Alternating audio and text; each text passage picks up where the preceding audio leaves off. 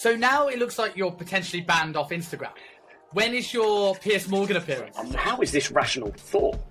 Where has this come from, this behaviour? Confuses and terrifies me.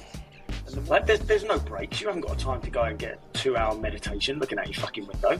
You've got shit to do. If you then add in one-to-one PTs to the mix, most of you guys, myself included, we're getting up 5 a.m. to get to our first client.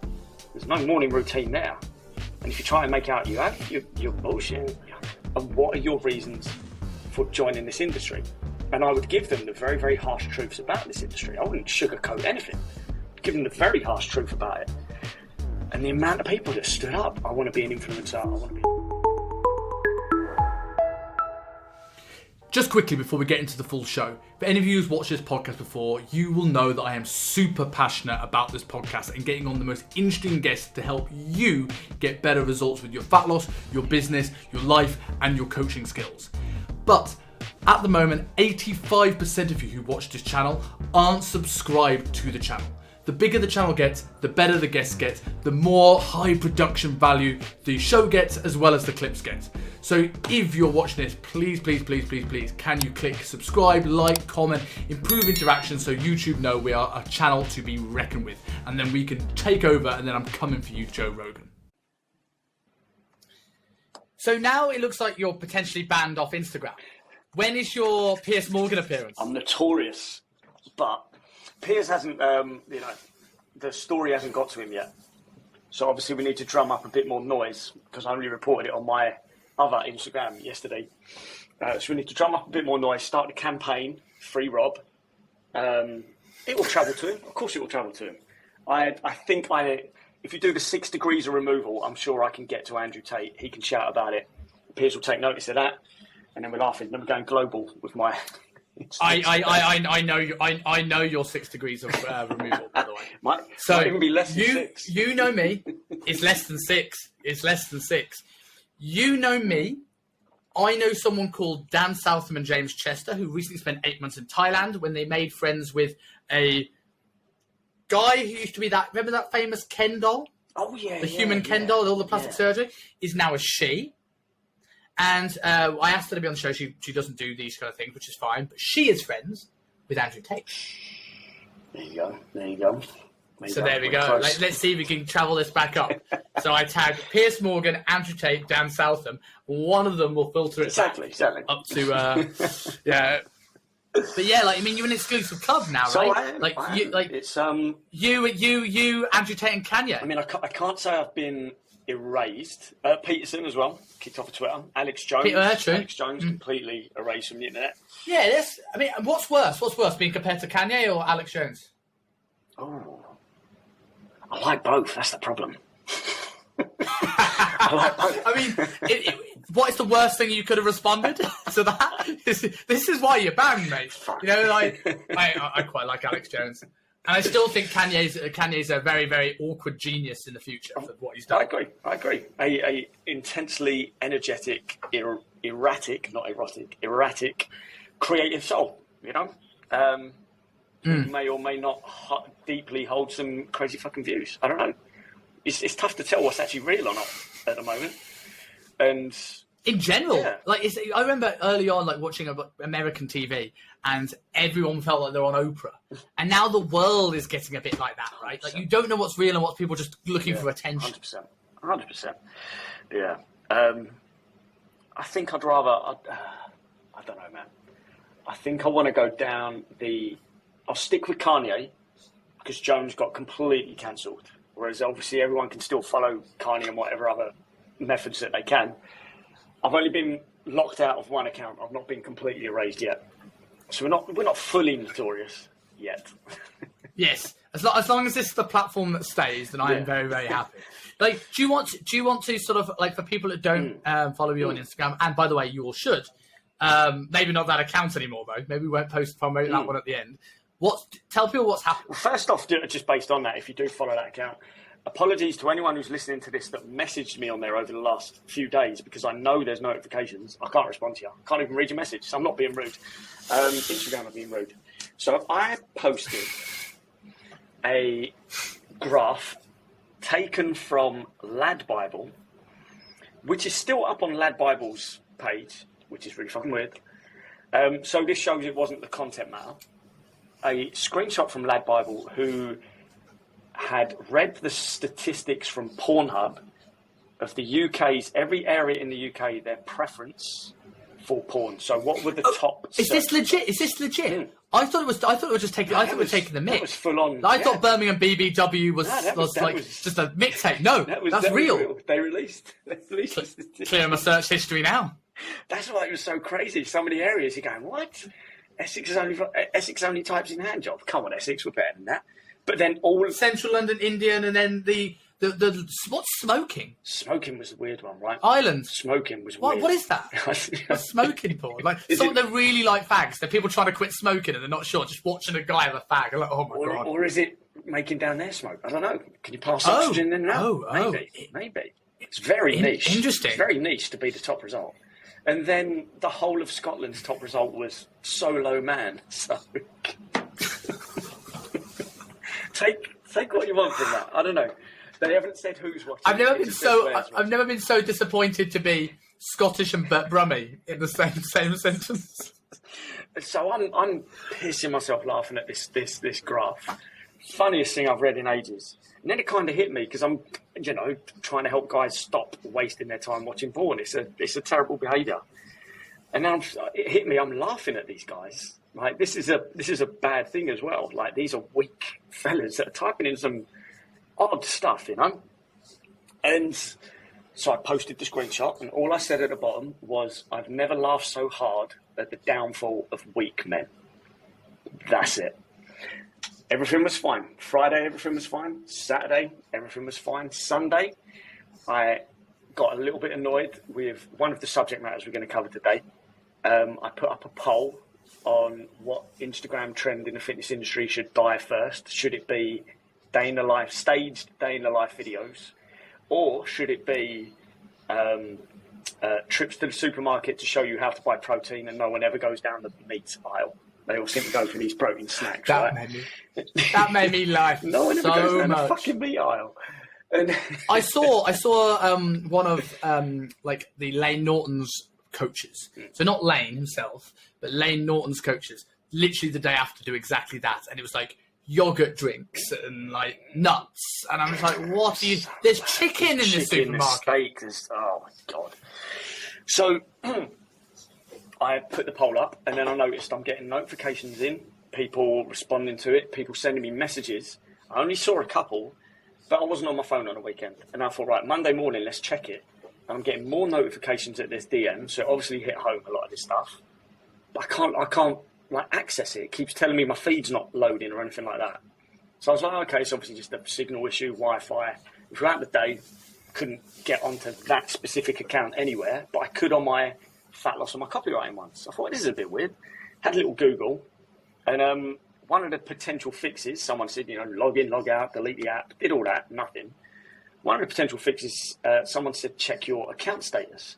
Now, that's the only thing that the app will let me do, is I can't see any feed, I can't see any update, I can't see any messages, I can't change any settings. All I can do is go on account status, where it tells me I've had my third strike.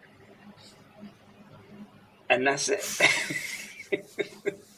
So I look. It's such a tame thing. Do you assume that someone supported you, and now you're looking down your follower count? Because you, I mean, this is interesting, because you for a while got rid of a lot of followers with the aim of like trying to just find new followers, find like customer followers. Your following isn't as big as it potentially should be. Now, with that in mind, I don't think it would take us very long to find out who the prick is. No, probably not. If you're listening to this, by the way, and you've reported, we're coming for you. We'll fucking find you. And you can run and tell that, homeboy. I hope you get that reference. If you, you know the reference, so don't you? Gangster as well. You said it so good to me. But so I'm like, okay, maybe at first I thought, right, okay, I've written something bad, and Instagram's just gone, nope, can't say that. See you later. But then I look at the post and go, it's not that bad. Is it because it says Pornhub on it, or I go on Lad Bible, still there. I go on other pages that were sharing it, they've still got it up there. So I'm like, okay. Is it weak men though? Is it the weak men comment? So I then dug a little deeper into why they've removed it, and it says this goes against our community guidelines of hate speech. So it's been reported, and someone has said that is hate speech. Now, I didn't say anything about the area. I didn't say anything about the preference for porn. I was talking very generically that porn is a negative trait of weak men. And that's it. So obviously a porn watching weak man, or big, we've got big pharma and all that, we've got big porn as well.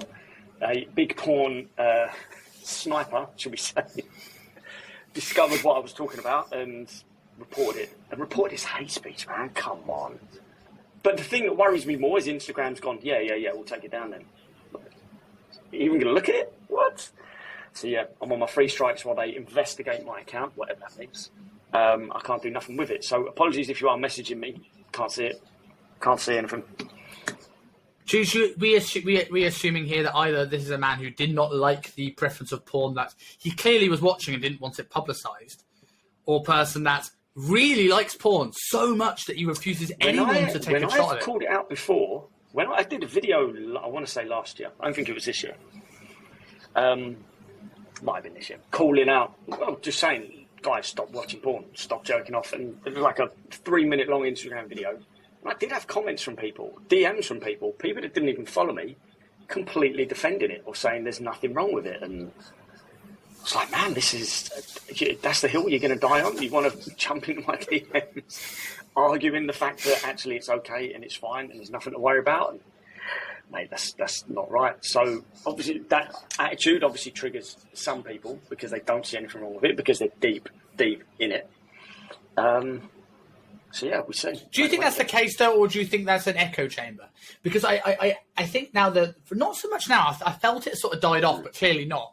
There was a period of time where everyone was talking about NoFap. Like, it was the thing you put in your title. Like, the first show I got you on was mushrooms, porn, and NoFap, wasn't it? Yeah. Right, and that was literally the first ever episode you came on the show, and like that, it was that time, like I asked, November, where it was a really big talking point. And I reckon there's a lot of people that maybe don't care about dying on the hill.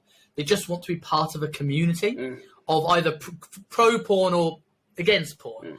And I think that when they see people have this thing of like, this guy's jumping on the anti-porn trend, they get triggered because people just like to argue. There is that as well. There is, but what would have, if I was one of those people, one of those weak men, and I saw that post and I got offended and triggered, I'm still going to maybe comment or DM or just go about my day and do fuck all about it. But to then report it, and to report it as hate speech, that's an odd angle to take, Odd angle. So I don't know. Maybe someone who is just not part of the echo chamber, maybe someone who's shouting loudest in that echo chamber. I have no idea. Because that's the problem, you don't see who it is. I mean, I guess that's a good thing. I was, the initial working title of this episode was Real Day in the Life of a PT, or BS Fitness Fads, right? But what I'm actually thinking of called is Robb versus the Wankers.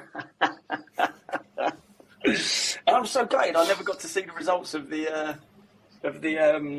poll, because I was going to do a piss take video on it, on whichever one won. I never got to see the results. So if anyone did see the results after voting on it round about Sunday night, please let me know, because I'm still going to do it. I'll just do it on my Fat Loss page instead.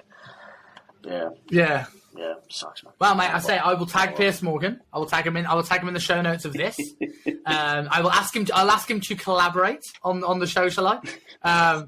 No, I won't, because you will accept it, and he absolutely won't. Get him on. I would love to have Piers Morgan on the show. I generally would.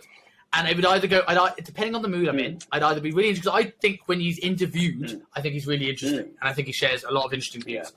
But I'd also be so tempted just to interrupt him at every single second, just to see what it feels like. Well, he had Tate on again, didn't he? He had Andrew Tate on again. Yes, I haven't seen this yet. I've only seen little clips, and he's going, well, we had you on before, and obviously we had a very interesting debate, and I was like, no, you didn't. You just shouted over him at every fucking opportunity. But I don't know what he was on there again for, or what even the conversation was about. I don't know. I haven't dug that far in yet. So moving into sort of like those two things that you talked about in terms of which fitness fad has to die.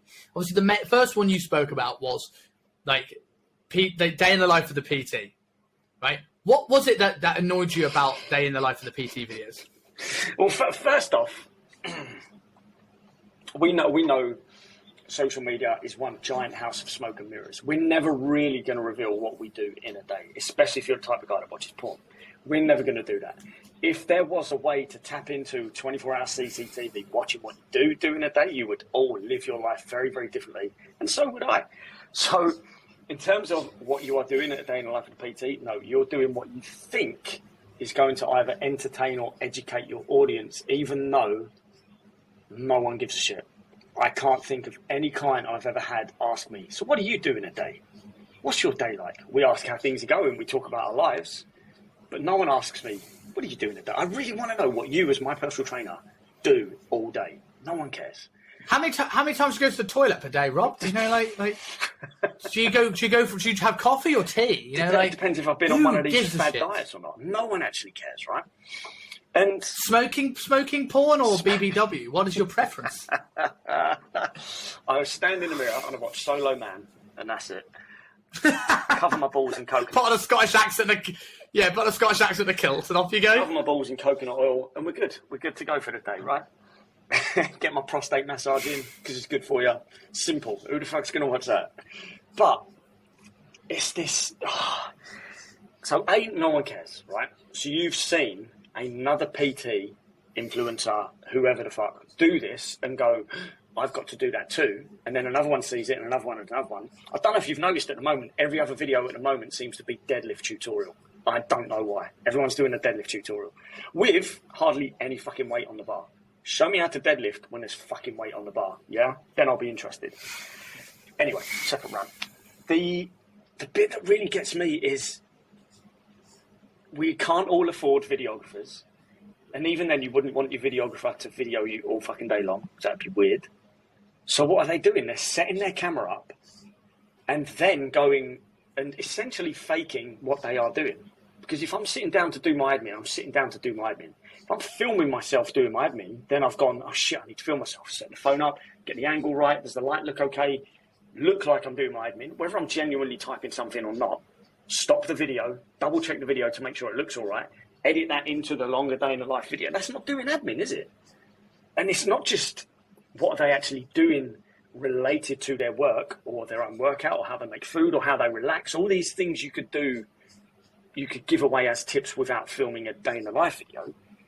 It's half of them are now filming the most pointless, banal things and pretending to wake up. So the camera's set up and they're lying in bed, wake up, jump out of the covers. Me and Ben Hamer, shout out Benny Hamer. Ben Hamer was saying this bird's video, he sent us this day in the life video, and she jumps out of bed and then it's filming her fluffing her pillows. I'm like, you set your camera up at the end of your bed to film yourself fluffing your pillow because that's the important daily task you need to do, yeah? And I can never watch all of them because A, I don't care what you do with your day-to-day life. B, it's not relevant for me. I'm not going to get anything from this. C, it's just moronic. What are you doing? Have you never stopped and asked yourself, why am I filming myself doing this? Like, I always think there's an element of, like, there's a few things in that. I think there's an element as well of, you know, when we spoke about exercise mechanics a few weeks ago, and the problem isn't the exercise mechanics, right? We both look at it, but it's the fact that when you filter it down to people that's learned and the people that's learned from them and the people that's learned from them, you get people on Instagram trying to teach exercise mechanics and they're full of shit, right? We get the same thing here, right? This all started with Casey Neistat. Ooh, we had the YouTube video. Yeah. The YouTube video, the vlog was a man on his camera, amateur, a bit blurry, telling about his day, right? And then Casey Neistat came along where he hid his camera in the bushes, went away and skateboarded past it, right? And while that's also silly when you think about it, Casey Neistat is an incredible videographer, like one of the best the world has ever seen. But now we got people trying to be literally doing that, looking at the waking up, trying to be Casey Neistat and forgetting they're not Casey Neistat. Yeah. This is such an odd effect that social media and especially video is having on people. The fact that, okay, everyone loves it. Everyone wants their 15 minutes of fame. Everyone loves having that little bit of attention, regardless whether you want to pretend you're introverted or not. Everyone's got that little bit of need for attention. But this thing now where you could have constant attention and it now affects your dopamine levels, and if you're not getting enough, you're going to do more and more crazy shit and come across more fucking desperate. Man, I've seen so many girls, guys, I've seen it too, girls just posting a photo that they've been crying. What are you doing? If that's a cry for help, then get fucking help. Don't post a photo of it and put it on Instagram for strangers to click like or slide into your DMs, or even, choose my words carefully here, but even then get a load of abuse from it when you had the option to not put that photo on there. I'm not saying the abuse is your fault, but you open these things up to the internet. The world's full of, C words. We live in a forest of C words. So how much of your life do you want to show to people? Do you really want to be this open? Or is just such little stuff happening in your life that you're feeling the need to cry, you're breaking down about it, which I feel really fucking sorry for you for. But then your instant reaction is, I'll take a photo and I'll put it on Instagram. Probably put a filter on it first as well. Like, how is this rational thought? Where has this come from, this behaviour? Confuses and terrifies me. And the more digital and online our lives are going to end up being, because we're all going to end up in it, it's just fucking crazy. I want out. Elon, upload me now. But put me on like a private driver that never connects. Just leave me in a warehouse. That'll do me. It's amazing the impact that social media has had right now. I've always, and this has been there for a while, right? But I remember, do you remember the big tsunami in, I can't remember the year, but it was Boxing Day. Yeah, big tsunami somewhere in Asia, right? And the amount of footage that came out, this is when I first was aware of this. And the same thing happens now. I was like, I can't imagine being in the middle of a disaster. Like, that could kill me. And my first thought is, better get the Instagram shot. Like, get the fuck out of Dodge. No. And it's the scary thing is that, and I think it's the fakeness of it that does me. The two things that annoy me, one in the day in the life videos, and one that's sort of like an offshoot of these day in the life videos. One is fridges. When people say the what's in my fridge video, no one's fridge is that full of clean food. No right? one. It's all like a whole lettuce, like a ball of lettuce that you just sit there, not cling filmed or anything, just a ball, like pallets of meat on a tray. I'm like, sod off. Sod the fuck right off. Is that your fridge? Man. Why are we doing this stuff? I don't get it. It's so fucking weird. I remember Sean Croxton did a day in the life ages ago, right? Years when he was still a health coach. Like, shout out to Sean, because I'm going to give him some props. He did his what's in his fridge, and a lot of it was clean because he generally is a big real food guy, or certainly was anyway at the time. So it's like raw milk, red meat, all this sort of stuff. But then he showed us his beers.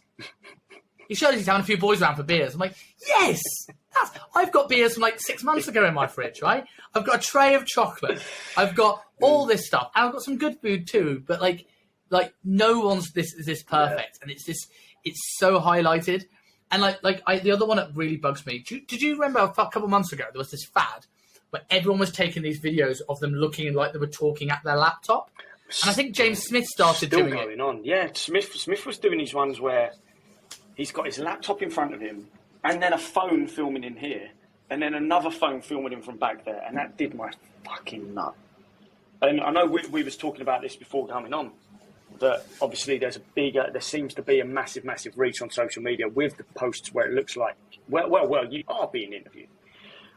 And so now people have got no one to interview them, so are pretending like they're sat in their home studio, they've got their mic up, they've got their earphones on. And they're plants. And they're talking that direction, but no one's there because you never hear the question get asked. So they're obviously just doing it on their own, which, I don't know. If you're enjoying yourself, you're enjoying yourself. You're not hurting anyone, are you? But I would stop myself and go, what am I doing? What am I actually doing? I'd also argue, right? If you are generally getting interviewed, why not just take a clip from the interview? Like I literally have about 105 now, 106 episodes of this show recorded, right? I could have a clip for every day, right? And considering I'm doing twice a week, so I'm recording more. I could have a clip every single day forever, and I never once have to sit and talk like this to you. Like I can do it face to face. I've actually got a video about this that I haven't edited yet to put up, and I will do it. But people like eye contact. Another shout out, Paul Standel. First video he did on his little camera tips, little series he did on Instagram a while back, was talk to the camera. And then everyone starts talking to the left. No one. They're not. That really annoys me, as you can tell. I can trigger. Talk to the person. Yeah, I just don't get it. It looks fucking crazy. I want to talk to my audience, right? So I exclusively do videos where I'm talking to the camera because I want you to feel like I'm giving my tips, whatever the hell it is, to you. I don't want to look off this way just to try and fake some sort of authority or credibility that I'm being interviewed. When I'd rather, make eye contact. Okay, it's not real eye contact, but I'd rather be making eye contact with the person I'm trying to communicate with rather than looking off to the side and then feeling like they're not quite in. This was the beauty of podcasting in the start. You almost felt like you were in the room listening to conversations between 2 to 3 brilliant people, right? But the conversation has to be brilliant for that to fucking work. And if you're sat on your Instagram in your own room with your made up YouTube background behind you, looking off camera, talking to no one, the vibe is not there. It's not there. And you're just giving the most basic tips that you would do on a regular video anyway. So why not just do a regular video and save yourself going through the bother of getting the microphone in the right zone on the camera, sticking the earphones on, getting the angle right. Seems like a lot of work for not a lot of return. Really. I don't know. Yes. I don't know. I totally agree with this. I think the things that people do to make themselves look more important than they actually are. And I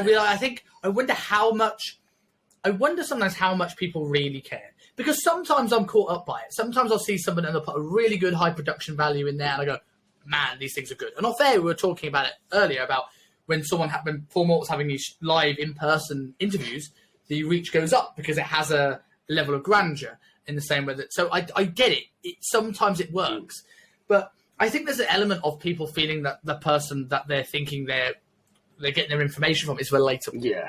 Like I want to feel like I'm an authority within my knowledge of my space and be helping coaches get better.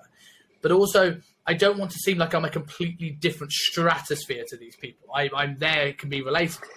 So like that's why I like podcasts like London Real was. And Diver CEO, and like these things are larger than life, high production value. But I also really like Mind Pump. Right, yeah. And like if you ever listen to a Mind Pump, it's 3 mates talking on sofas, and that's the reason why when I was doing an interview every week with people, and that's the reason why I went, Rob, do you want to come on weekly? Steve, do you want to come on weekly? Because we haven't these are way less formal chatting, and I hope people listen to these shows when they come out and think I'm in the room with these boys because we're just chatting shit. Yeah, exactly. It's weird. Oh, God. I don't want to sound too harsh about it because, again, everyone's doing their best. And some people just don't have their own voice, so they will just do what everyone else is doing.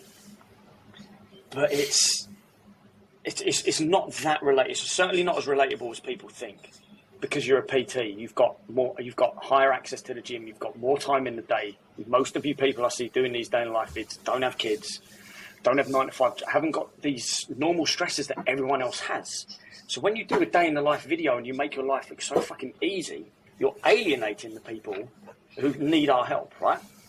And the second thing is, and this is where I don't want to come across too harsh, but instead of doing a day in the life video where you have to stage all these different things to make it look like you've got your shit together and you have a good day or a productive day or whatever the hell it is, I think a lot of it is so staged because if people really were to look at their situation and what a day in their life is, you'd be kind of terrified how boring and monotonous and non-exciting your life actually is. And no one wants to look in that mirror. No one wants to. This is why I won't be doing a day in the life video. No one wants to fucking see my day in life. I don't know. All of a sudden, you feel even further away from the people that you think have more exciting lives than they do, because your illusion is your life's more boring than those on Instagram, where they all shit pee, eat, and watch smoking porn and live from Ireland. So like, shout out to Kevin Hoare in Dublin. Just obviously just the day in the life video. If you could, but don't show us a day in the life, Kev. Please don't. But yeah, I think it's so fake. And if I did this, obviously mine would be a little bit more truthful and honest, I think, but because I don't give a fuck. But if I did one of those polished ones, it wouldn't be so bad because my audiences are the coaches that relate to me. But you hit the nail on the head. If I'm trying to, what does that image of me getting up, especially with the online laptop wanker in Bali. So I got up and then I did a 3-hour morning routine. I did yoga on the beach. And I'm like, oh, okay, but buy my stuff, you like mother of 3 law firm woman. Yeah, exactly. No. Exactly. It's not that relatable. I don't know why. That's all I can say. I don't know. So let's pull back the curtain. Let's talk about, let's go through a few points of what the actual day in the life of a personal trainer is. And the first thing I'm going to ask, online coaching, is it a laptop lifestyle? Nothing like when I say laptop lifestyle, it technically is, right? But is it this freedom that people say it is? Of course it's not, because I know some online coaches that are up until 1 a.m. doing check-ins with their clients multiple days of the week. I don't think anyone wants to be doing that when you hear that's the reality of it. It's going to be constantly, like there's no breaks. You haven't got time to go and get 2-hour meditation looking at your fucking window. You've got shit to do. Like, you've not only got your clients to support and to serve, hopefully you are actually fucking doing that, but now you've got to feed this content machine as well. You've got to make sure you're constantly improving on your service. You've got to make sure people are doing what they need to fucking do. Like, people are relying on you. That's the whole point. And you've got to get your own workout in. Of course you've got to get your own workout in, because, you know, people don't always buy from out-of-shape PTs, which is the harsh reality of it, and justifiably so, I think. You've not got this mad dream that you're going to wake up at 8, half 8 to the sunrise. First thing you're going to do is down a pint of ice cold water, a meditation, a walk on the beach, come back, do your journal, listen to a podcast, then open your emails. There's no opening your emails. There's dealing with the absolute bombardment of emails and advertising and potential issues from clients and leads to follow up with. That's not just opening your emails. It's not a calm, let's have a look. Life is so great. It's, holy fucking shit, is this what I've got to do today? Oh my God. Then you look at your to-do list and go, man, I've got to push that back, push that past. Everything just goes all over the place. Your attention is constantly taken. It's going to feel more like an office job in your own home than anything else. So I don't know a single online coach that has this online coach lifestyle. And I know a lot of, as you do, we know a lot of online coaches.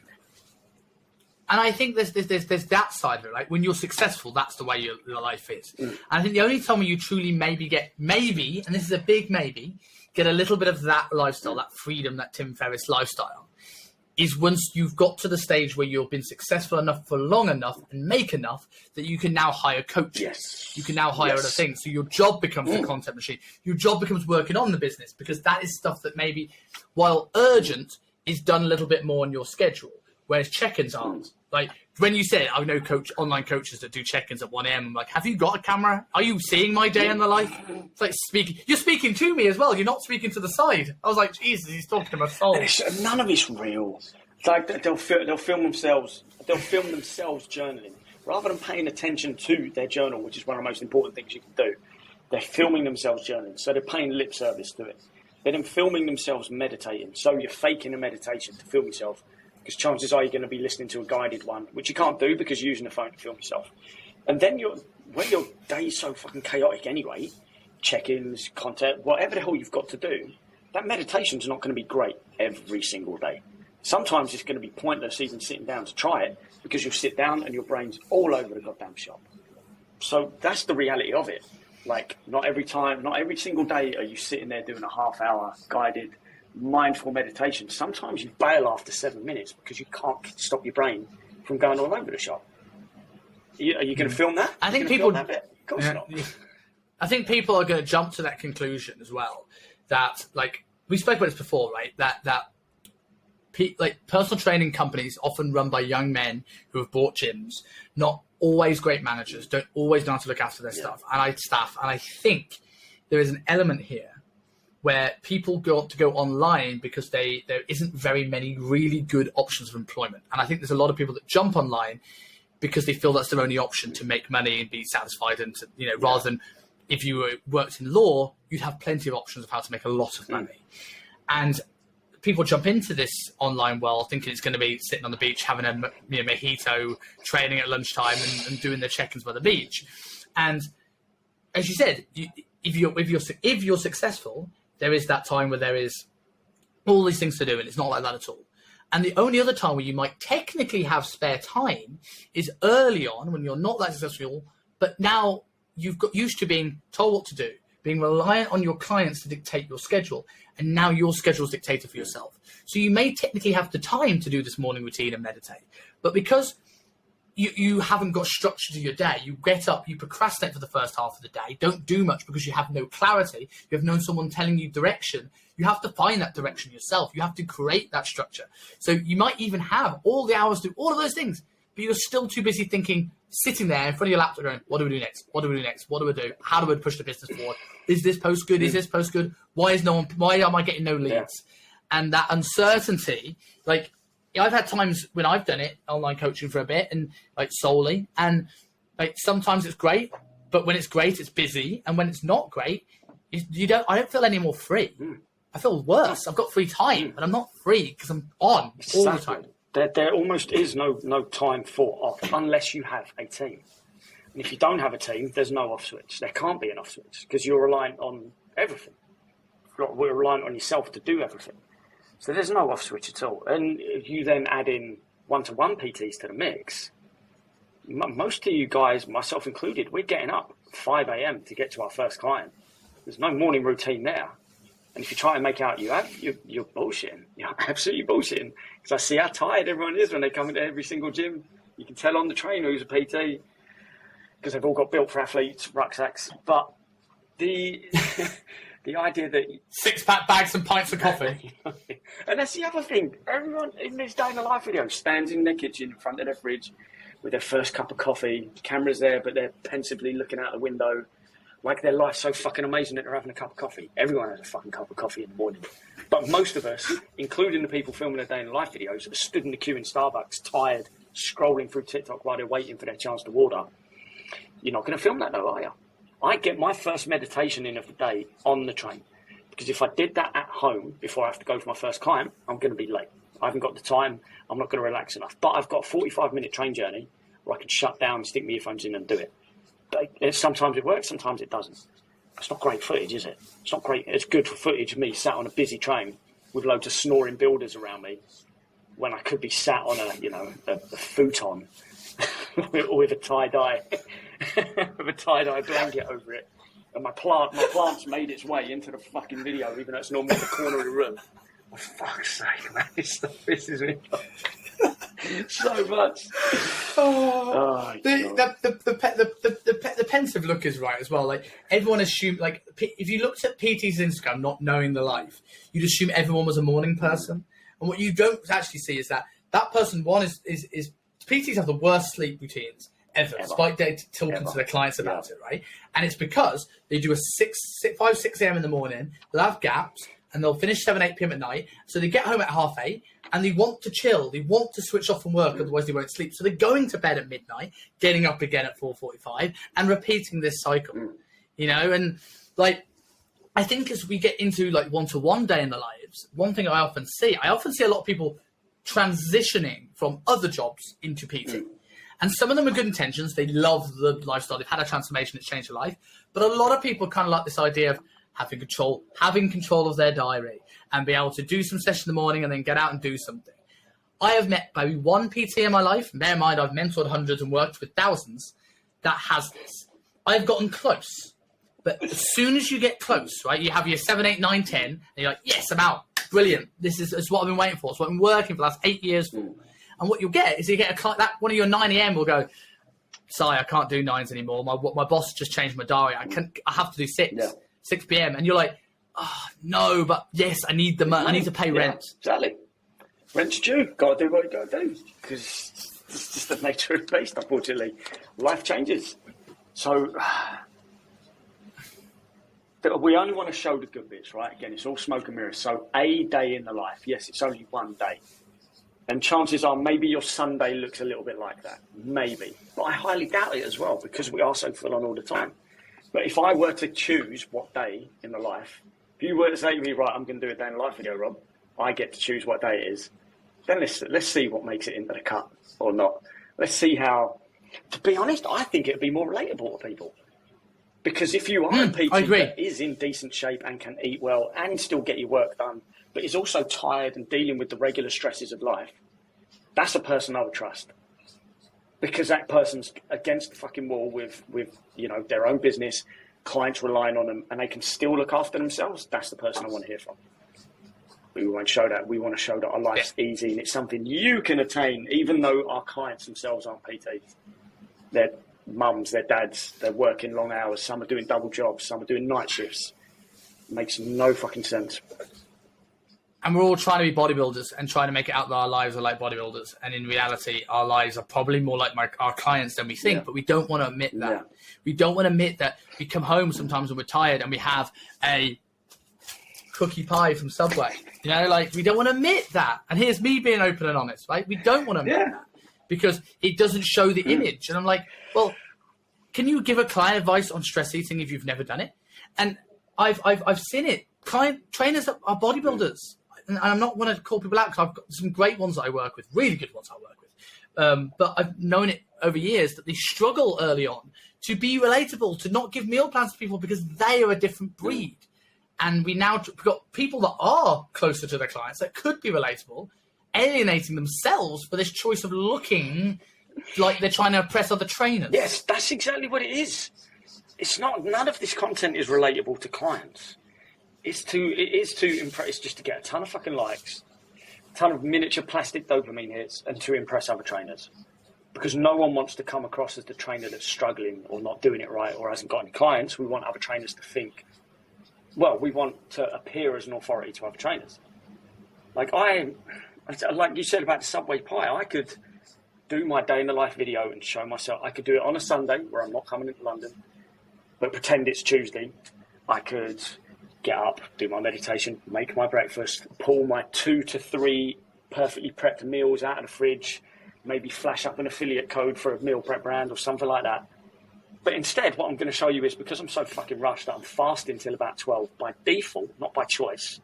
And then at 5 p.m. on the way home, I'm going in Tesco and getting a all-day breakfast sandwich meal deal because I'm fucking starving because I haven't eaten all day, even though I'm telling you I'm fasting. And that's the only sandwich that I'll buy from any fucking shop because it hasn't got mayo in it. So is that what people want to see? But I think some people would be like, holy fucking shit, I do that too. I like this guy. Maybe I should just do it, man. If you want to alienate all your potential clients, just keep saying that mayo thing. My day in life video would be going into any of the supermarket shops, looking at the sandwiches because I really want a sandwich, picking it up and going, oh, for fuck's sake, next one. Oh, for fuck's sake. Fucking mayo everywhere. And then storming out of the shop and going somewhere else. That's my kind of life. Last week's episode, right? I guarantee if I can get analytics of when people are listening and when people drop off on YouTube, I bet I can. I bet people drop off as soon as you say you don't like mayo. Because no one wants to hear the truth. That's what it is. Mayo is brilliant. You are very wrong. You are so unbelievably wrong. No one wants to be called right? out. So, going back to the day in the life, because I think this is interesting as well, because for anyone here who is a coach or someone that wants to become a coach, right, I'm all for knowing what you're getting into. And we've spoken about this with the schedule here, right? But I'm going to talk a little bit about what you can expect from your clients. Because everybody makes it out that, oh, look at my roster. They're all killing it. Here's my Instagram story of all these shredded people that are all shredded. And it just alienates these potential coaches because they think, why are my clients not getting results? Because I suck. And you realize that it is, let's say, the top 40% of your clients you show if you're very good, and some points a year considerably less. If you're a coach now in November that has probably only about 20% of your clients on it, that is okay. Yeah. And it's because we're coming up to Christmas and people are starting to shut off. And that is normal if you don't deal with bodybuilders. People look at people like Callum Raystrick and see all the results, and I've done it, and go, man, he gets loads of results. Callum Raystrick's one of the best bodybuilding coaches in the industry right now. Different world. Totally different world. And he's mastered it, and he's incredible. But we can't all look like that. So let's talk, your clients are more likely to listen to this, but I think these are going to be the good clients, so I'm hoping I don't alienate your roster. But talk to me about the reality of client reliability. Man, it's a brilliant point, and I was having a conversation with one of the physios here yesterday. In fact, physio coach, I'm going to call him, because there was a lot more to him than just being a physio. Physio coach. And we were... Is it Gurinder? No, it's not Gurinder. I haven't seen Gurinder for a while. Shout out Gurinder. Shout out Gurinder. He's phenomenal as well. This guy's Charlie. I can't remember his last name. Amazing guy. Go back and watch my show with Gurinder about back pain, by the way, on YouTube. Like and subscribe, you know, the usual. Let's not forget, people. It's not just an obesity epidemic, it's a fucking low back pain epidemic as well. So listen to the smart people. And a subscriber epidemic. Like and subscribe. So we were chatting about this, and we can only really enable our clients. We can enable them as best we can. We have to. Some may depend on us for a hell of a lot longer. Some may only depend on us for a short amount of time. We cannot force a transformation out of someone unless we're willing to potentially damage their mental health and their hormones a little bit by bullying them into something. We can only enable them with the tools we're going to teach them, keep them accountable, support them and guide them when needed. But it's always on them. It's always on them. So PTs, if you're not getting many results with your clients, okay, this is where you educate yourself, and this is where you potentially, we're talking to one right now, a phenomenal one, get some sort of mentor that can help you understand the nuances of different clients, different diets, different training methods, how to put things together, what to do when stuff's not working. Because you can't just go, well, it's other people's fault, it's not my fault. It's still our job to empower them as much as we can. But essentially, the keys to your success are in your hands. You've hired a trainer because you know you haven't quite figured out how to get that key in the lock, or you haven't got the right key. So you've got someone who's got a proven background of helping those people to help you as well. But I don't, people might call me out on this, but I'm going to call bullshit. I don't think there's anyone out there that of their entire client roster has a higher percentage of results than not. I don't want to say failures because that's the wrong word.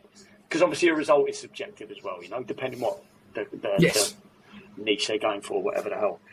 But it's just not the case, you know. We can only show people the way, help them through the door. We can't force them, which is detrimental if you try to. So you can't. This is why you shouldn't compare yourself to other trainers, because they've got their methods and they've got their strengths and they've also got their type of clients.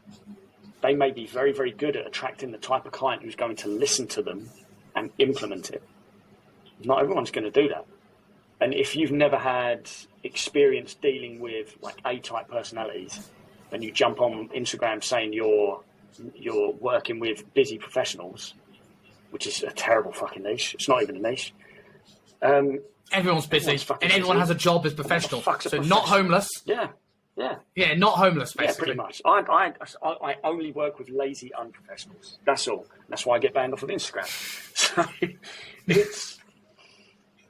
Can't get off the You're then going to get a rude awakening because these busy professionals, a lot of them are A-type fucking personalities, and they're not going to listen to you shy coming across professional or talking about mindfulness and this is how you prep your 6 meals a day, and it's just not going to work. So you can't compare yourself to other PTs. Hence why these day in the life videos are fucking bollocks, because your day in the life should be based on your values, not what another PT is showing they do with their life, which is not accurate either. I went on one there. Went on one. What? Yeah, one of the things that I think the most valuable things I've learned in the last like 12 years I've been in the industry is that the more I can communicate with my clients where I put things onto them. So for sake of argument, like if I need to make an adjustment, hey, look, we're behind here on where you set your goal. Now we need to either make an adjustment. We could either take this much food or add this much activity. What works for you? Or if they're not sticking to the diet, hey, look, we're looking at the diet here. We've had a number of meals out this week. We set this target, right, together. Now, if this is too challenging, we can refine the goal, or what can you do to bring this close to the targets that we set?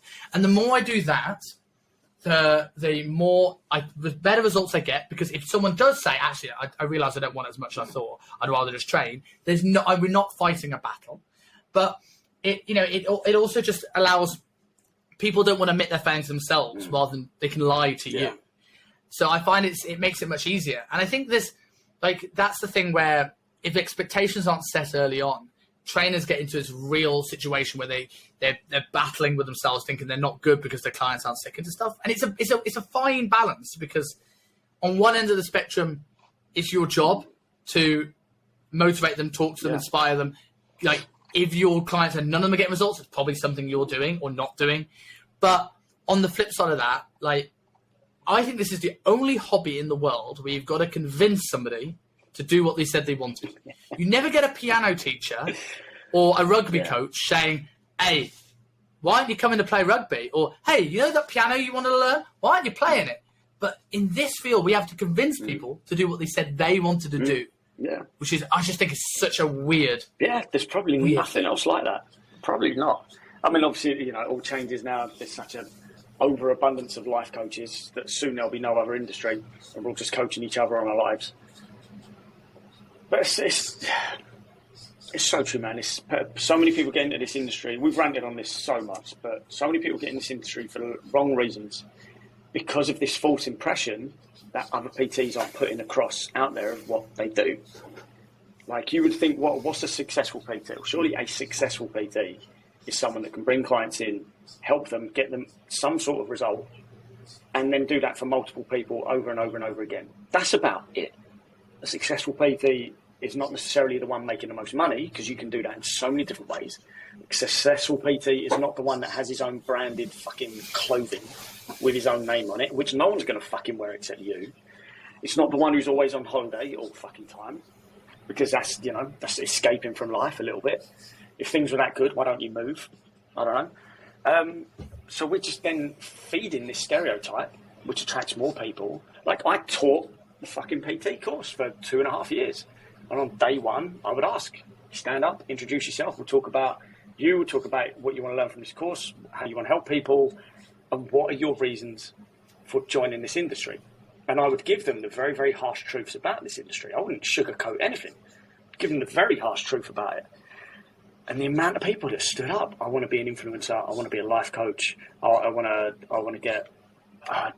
some that would even go as far to say, I want to train people from abroad and whatever. And funny enough, they were the ones that never passed the course first, second, third time, had to resit stuff multiple fucking times, because you're not invested in learning and helping people. You're invested in this image that someone else has purported. I follow this guy. No, I won't say something. But he's a trader. I don't know how legitimate of a trader he is, right? But I love his aesthetic style on his Instagram posts. Lives over in Bali, laptop. I love his tattoos. I love the clothes he wears. He's like, jawline's fucking immaculate. Bit of a man crush going on. I love seeing his stuff. But his page really promotes this idea that you would open your laptop first thing in the morning, look at your charts, set your patterns, close your laptop, go about your day, check it again in the evening. I know multiple traders that are on their phone 24 hours a fucking day looking at those charts, changing things here, there and everywhere. So I could easily go, well, maybe those guys just aren't very good, or maybe they're too involved. This guy's doing that. I could do that, couldn't I? I could do what this guy's doing, and so I'll become a trader. And then first week in, you're like, shit, what the fuck have I done? I need to stop this. And you bail out, and that's why I think also the dropout rate for the industry is so fucking high as well. Was it 60% within the first 6 months to a year, or something like that? Will have dropped out. I think this industry burns out the people, like, I think the people that burn out are often people that have got into the industry for the right reasons as well, right? Because I sometimes think there is an advantage, in a way, to getting into the industry for the wrong reasons, for longevity, because you don't get emotionally invested in the people you're working with. And that sounds silly, right? Personal training. You should be invested in the people. And people who are invested will get better results for people that maybe wouldn't have got results for somebody else because they care. This person cares about the result more than them. But there is a dark side to that. The dark side to that is that now every time that person doesn't listen to you, every time that person cancels a session when you're just arriving at the gym, every time they put their emotional baggage on you, every time they can moan about their neck pain and then they do none of the drills you sent them to do and just hope that something goes away, you are just a little bit more drained.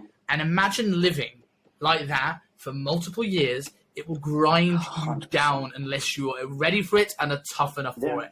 And I think there's a lot of coaches that just feel so like beaten down by taking on other people's stuff. Massively.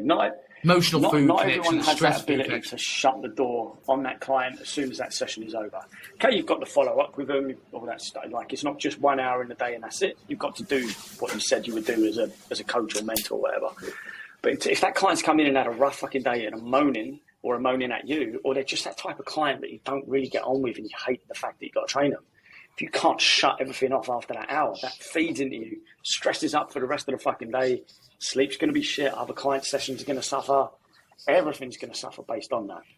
So you have to be, it's not just a case of, I'm in this industry to help people, because there's only so many people you're going to help as well. You can't help everyone, and everyone could come to you. That's just going to burn you out quicker than fucking anything. So we can't help everyone. The sooner you are more realistic about that, is you can only do the best that you can with them doing the best that they can. It's a collaborative effort, always is. We certainly don't speak about that enough either. We certainly don't. No, and I say it's that balancing act as well, because there's two sides to this. There's the coaches that say, well, they just don't want it enough, and which well, okay, people paying thousands of pounds in packages don't want it, but there's also that thing where we smash coaches for like, well, why aren't you getting the results? You're clearly rubbish. I was like, there's only so much you can do. Yeah. There is a middle ground in both of those arguments. And how many? Again, this is why you can't compare yourself to another PT. Is I could find 7 PTs pages and go, why are there no results on that page? Some of my clients do not want their results posted online. Even if I cut their faces off, they don't want their body online for people to see. And that's fucking fair. That's absolutely fucking fair. I can't then go, oh shit, my business suffers. It doesn't. My business does not rely solely on before and after photos. I'm not saying they're not important. For some people, it's almost kind of integral to their niche and their marketing and their platform and the audience they're trying to attract. But it's not the entire nature of the fitness industry, really. What I would say as well on that note, in terms of results and social proof, let's pull back the curtain for people that are new to this industry, are comparing their social media feeds to other trainers, and let's just say what it's actually like.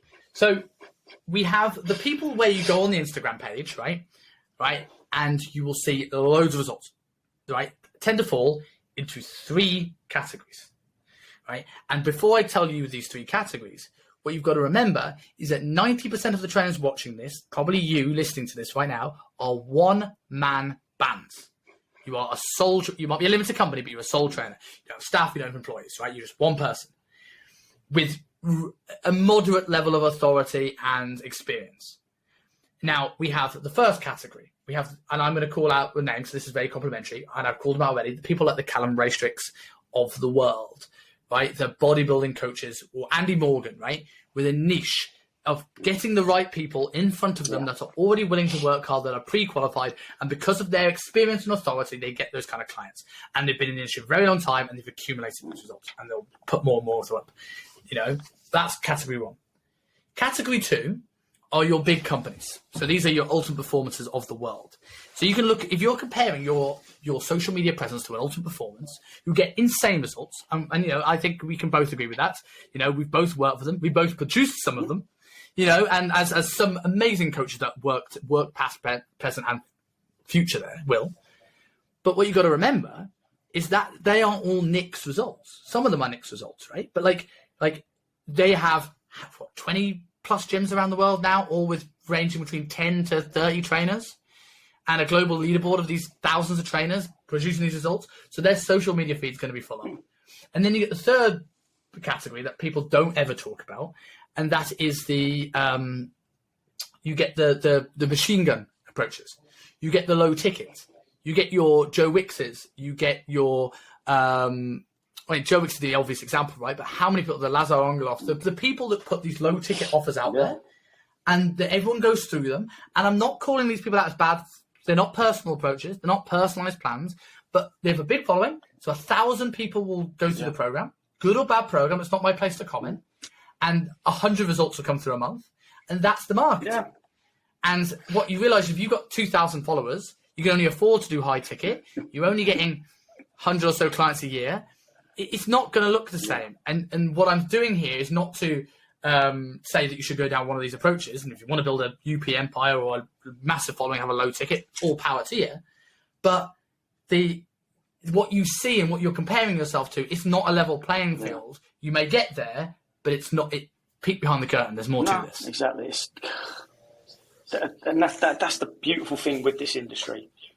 But also one of the worst things about this industry as well is obviously there's no one way to do it. Everyone's so fucking different. There has to be flexibility, adaptability to every single individual that comes to you, regardless of your method. So to compare yourself to someone else is not being true to yourself. You need to define your values, not necessarily your method, because methods are all going to be essentially based around the same thing anyway, but your voice, your messaging, that's what makes you the individual, and that's what's going to attract the people to you, not just necessarily an after photo. Because you could put that before and after photo up of this is Tina, mum of 3, has a job as well. This is where she started, and this is how she looks now. And your approach is militant, boot camp, full on, really aggressive style coaching. Well, suddenly Tina number 2, who's out of shape with 3 kids, and the mum comes along, and within a week you've made her cry and she bails and wants her money back. that after photo did fuck all in the end, didn't it?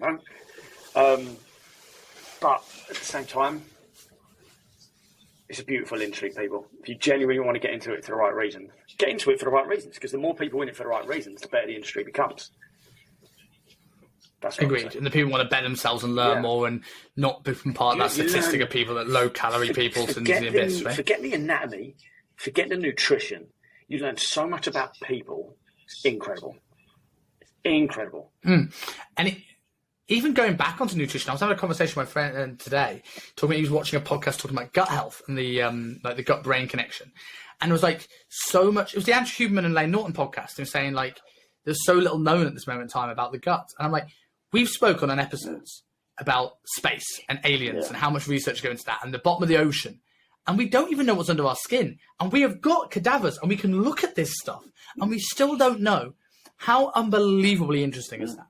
Yeah. And I think that's so fascinating. It's incredible, man. I want to ask you one more question about this before we move on to the fats. So this is something I've been thinking recently. We've spoken a lot about this instant gratification world and technology and the pros and cons of social media, quite a lot on this channel, right? And there's something I want to think. There's two sides of this. On one side of this, there are more people that want to look away for Instagram, right, than ever before. And like, they want to look shredded because they look this perfect life and then lean over to make it look like they've got rolls so they can say, look, I've got rolls too. But do you think it's more difficult now than ever before to get client results because of this instant gratification world? Now, before you answer this question, right, I want to take a trip back down memory lane, right? I started at the company we used to work for, and at the time, MyFitnessPal didn't exist, right, when I started. Wasn't a thing. We maybe got a written food diary, maybe. No one sent pictures of their food. And most of the people had steak and nuts for breakfast. It was kind of like, it was in the document. You're having your sirloin steak and walnuts, right? And people did it. And people got great results because they came with this, I want to get shredded. I know it's going to be hard work and I'm ready to put it in because I'm putting my money where my mouth is. Whereas now people are still paying this money, probably more. And now there is many more coaches feeling they have to do daily accountability, food pictures, everything. If they don't do it, the clients are going to fall into a donut. And I don't know what's changed, but there is the level of accountability necessary and needed now to get a result compared to like 8-9 years ago is vastly different. Why do you think that is? Or do you even think that's a thing? I could agree with that, I guess. I don't want it to sound like a cop-out and go, yeah, it's more harder to get results now. But we're now in this, as I keep calling it, an attention economy. Everyone's trying to get your attention. And this company with billions of dollars of marketing and branding and psychology behind it doing so. So it's not just a case of your attention will go to another diet or something like that. Your attention will go to all the things that are detrimental to your fat loss efforts, that are going to ruin your sleep, that are going to mean you have no energy for training, that are going to make you go for piss-poor food choices or drink more or just have high cortisol throughout the day. So therefore, your result becomes a little bit harder. And compared to 9 years ago, what did we have 9-10 years ago? Maybe Facebook was just around-ish.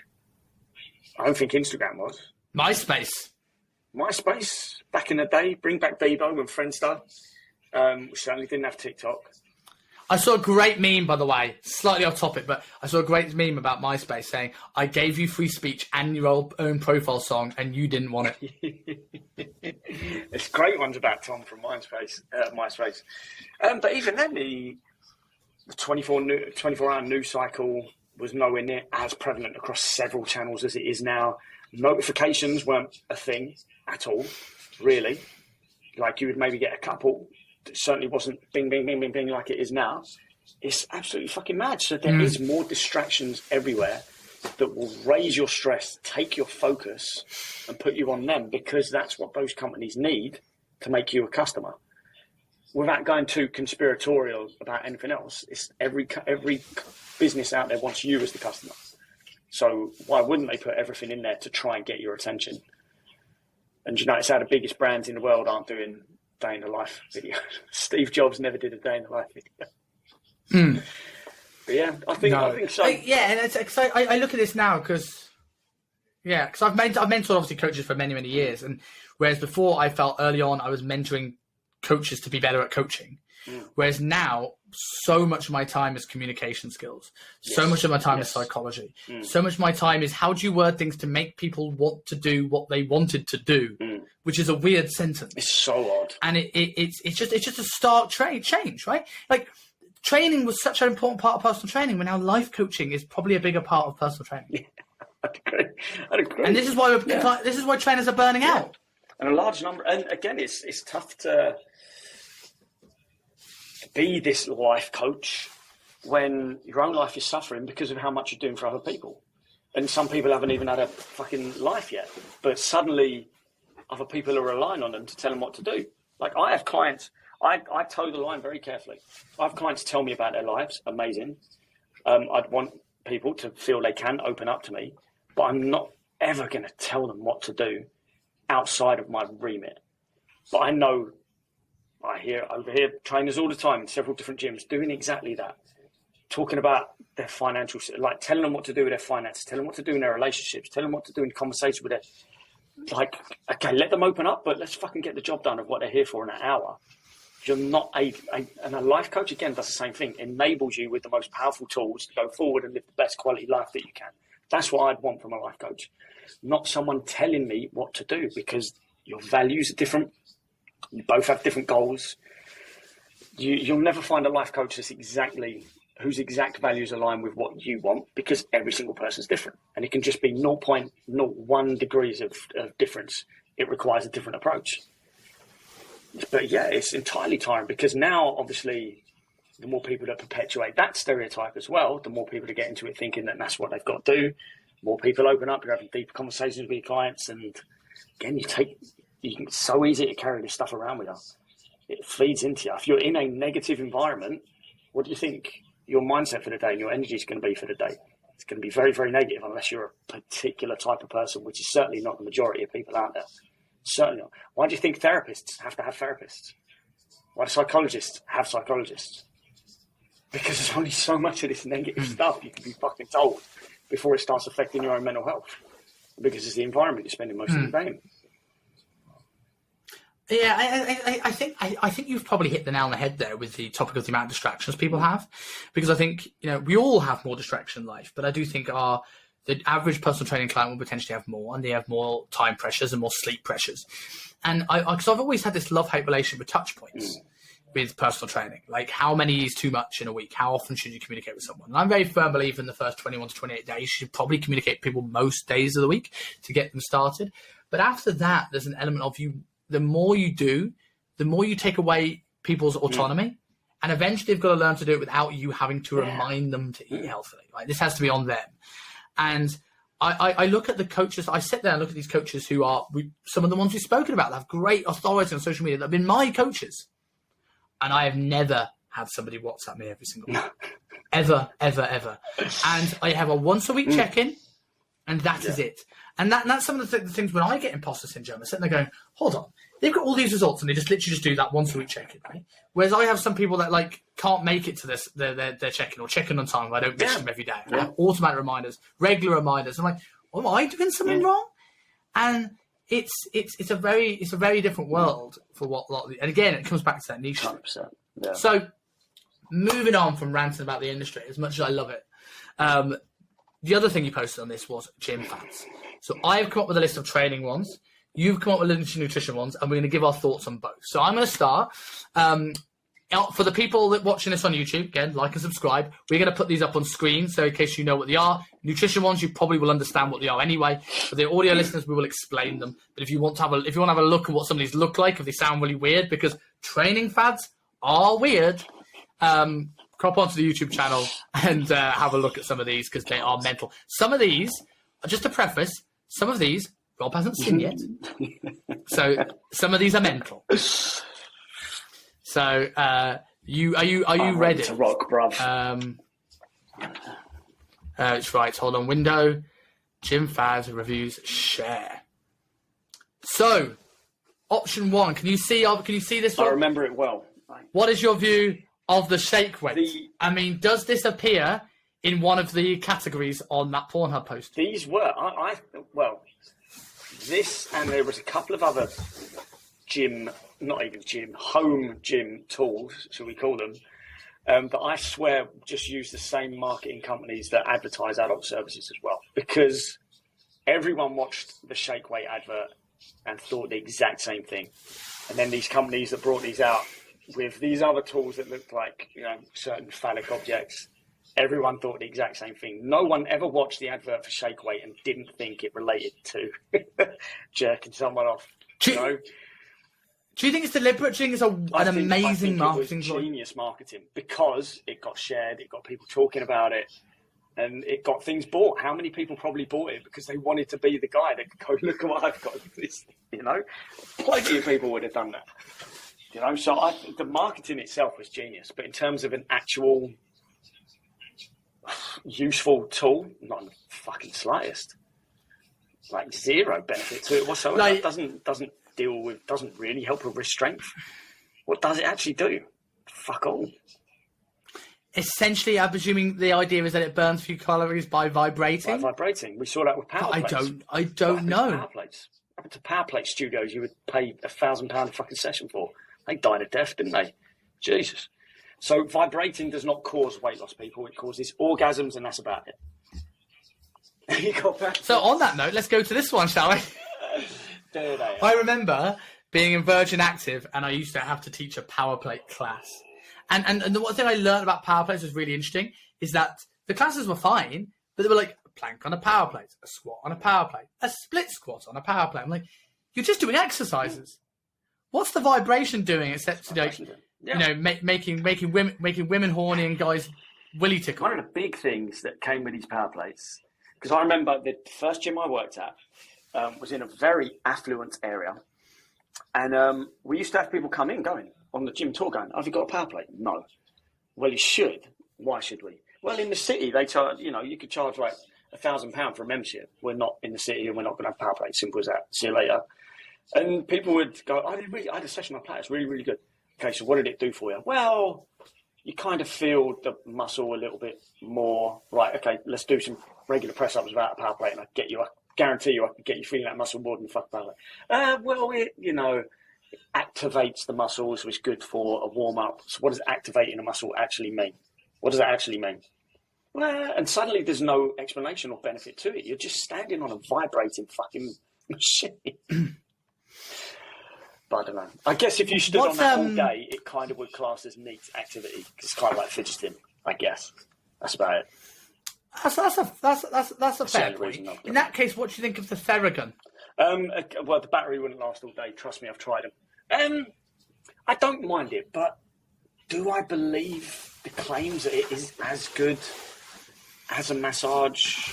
And I don't know. Okay, it can maybe help increase blood flow to that area. It can give the illusion that you're doing something good, which, placebo effect has legitimate claim to it.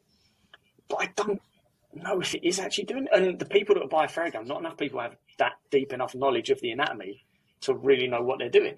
They'll just put it wherever and go, oh, yeah, it hurts. Yeah, that must be a trigger point. It might not be. It might be a fucking nerve you're pounding. How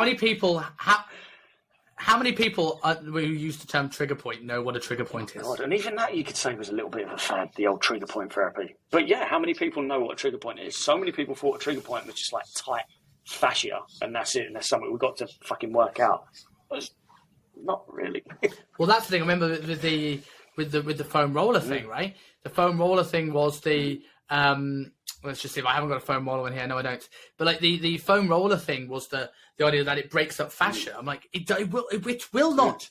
It will not. The amount of force you need to break up fascia is way more than even Eddie Hall could press on you, and he could break your rib cage. You know, like it's just unsubstantial claims that are going around on these things. So I'm going to move on to this one that you will not have seen before. So these are the original power plays, really, when you think about it. They are, right? This is what it was like, always what? I don't know what they are. Two belt, two post. People who are listening to this, obviously you understand what we talked about before with the power plate and we had the shake weight. This one is the two belt, two post massager, where she's sitting on a little plate and essentially a thing will go around various parts of the body, but the famous one that was always on the old adverts was under the bum and above the bum, and it jiggles and the butt goes up and down. That's it. So I don't know who ever designed it. Obviously, it's way before our time. Whoever designed it and what their thoughts were, or whether it was just a great marketing scam that they were like, "This is working. Let's do more of it." I don't know, but thank God you don't see that around anymore. But essentially, when they first brought out the power plates, these were always in my mind. That it's not really doing anything. It's not doing anything. It's just shaking you. So what benefit is that actually giving you? You're just being shaken at a very, very low intensity. Neat activity, and that's it. Let's move into something that might actually be considered good. Maybe. What do you think of the kettlebell? See, I disagree with anyone who's vehemently anti-kettlebell. They're a great tool for certain dumbbell lifts where you don't have access to dumbbells, and for kettlebell specific. A great doorstop. But for and a murder weapon. Great for kettlebell specific lifts for the sole benefit of, do you want to get better at kettlebell specific lifts? And do you like doing that type of training where there is a bit more of a cardiovascular element to it compared to the more traditional type of hypertrophy training? But it's not something I would ever use exclusively.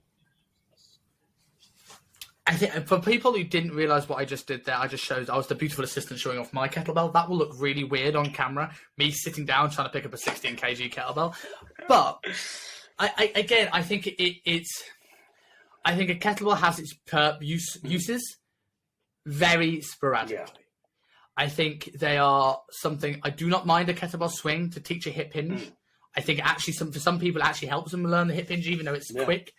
I do not mind a kettlebell bottom under press to integrate the external rotators. I think people, after the popularity of Jordan Shallow promoting the kettlebell bottom under press, not calling out Jordan because Jordan is very, very smart. Is that where this came from? Because I now see everyone doing it. I see. Yes, and he is right. So Jordan has got the nail on the head. The problem that people have with the external rotators is they think that they confuse action and function, right? So the action, insertion to origin, is I'm externally rotating my arm. So if I want to directly get them stronger, that's what I would do. But what the job of the external rotators are is to pull the humerus into the glenohumeral joint, right? They are muscles of stability, right? No one ever teared their external rotators doing external rotation, right? Especially standing up dumbbell external rotation where it's just like a static bicycle. But they do it on pressing, they do it on pulls, they do it on stuff where you've got enough load that the body can't stabilize that shoulder joint anymore. So the kettlebell under bottom and up press will focus now on making sure that you have to stabilize harder through the shoulder. The problem that people have with it is people rush to it in a phase 1 of a program without thinking, actually, hold on, can I expand the rib cage to allow thoracic extension? Can I get my arm overhead? Can my actual external rotators, are they strong enough to handle this?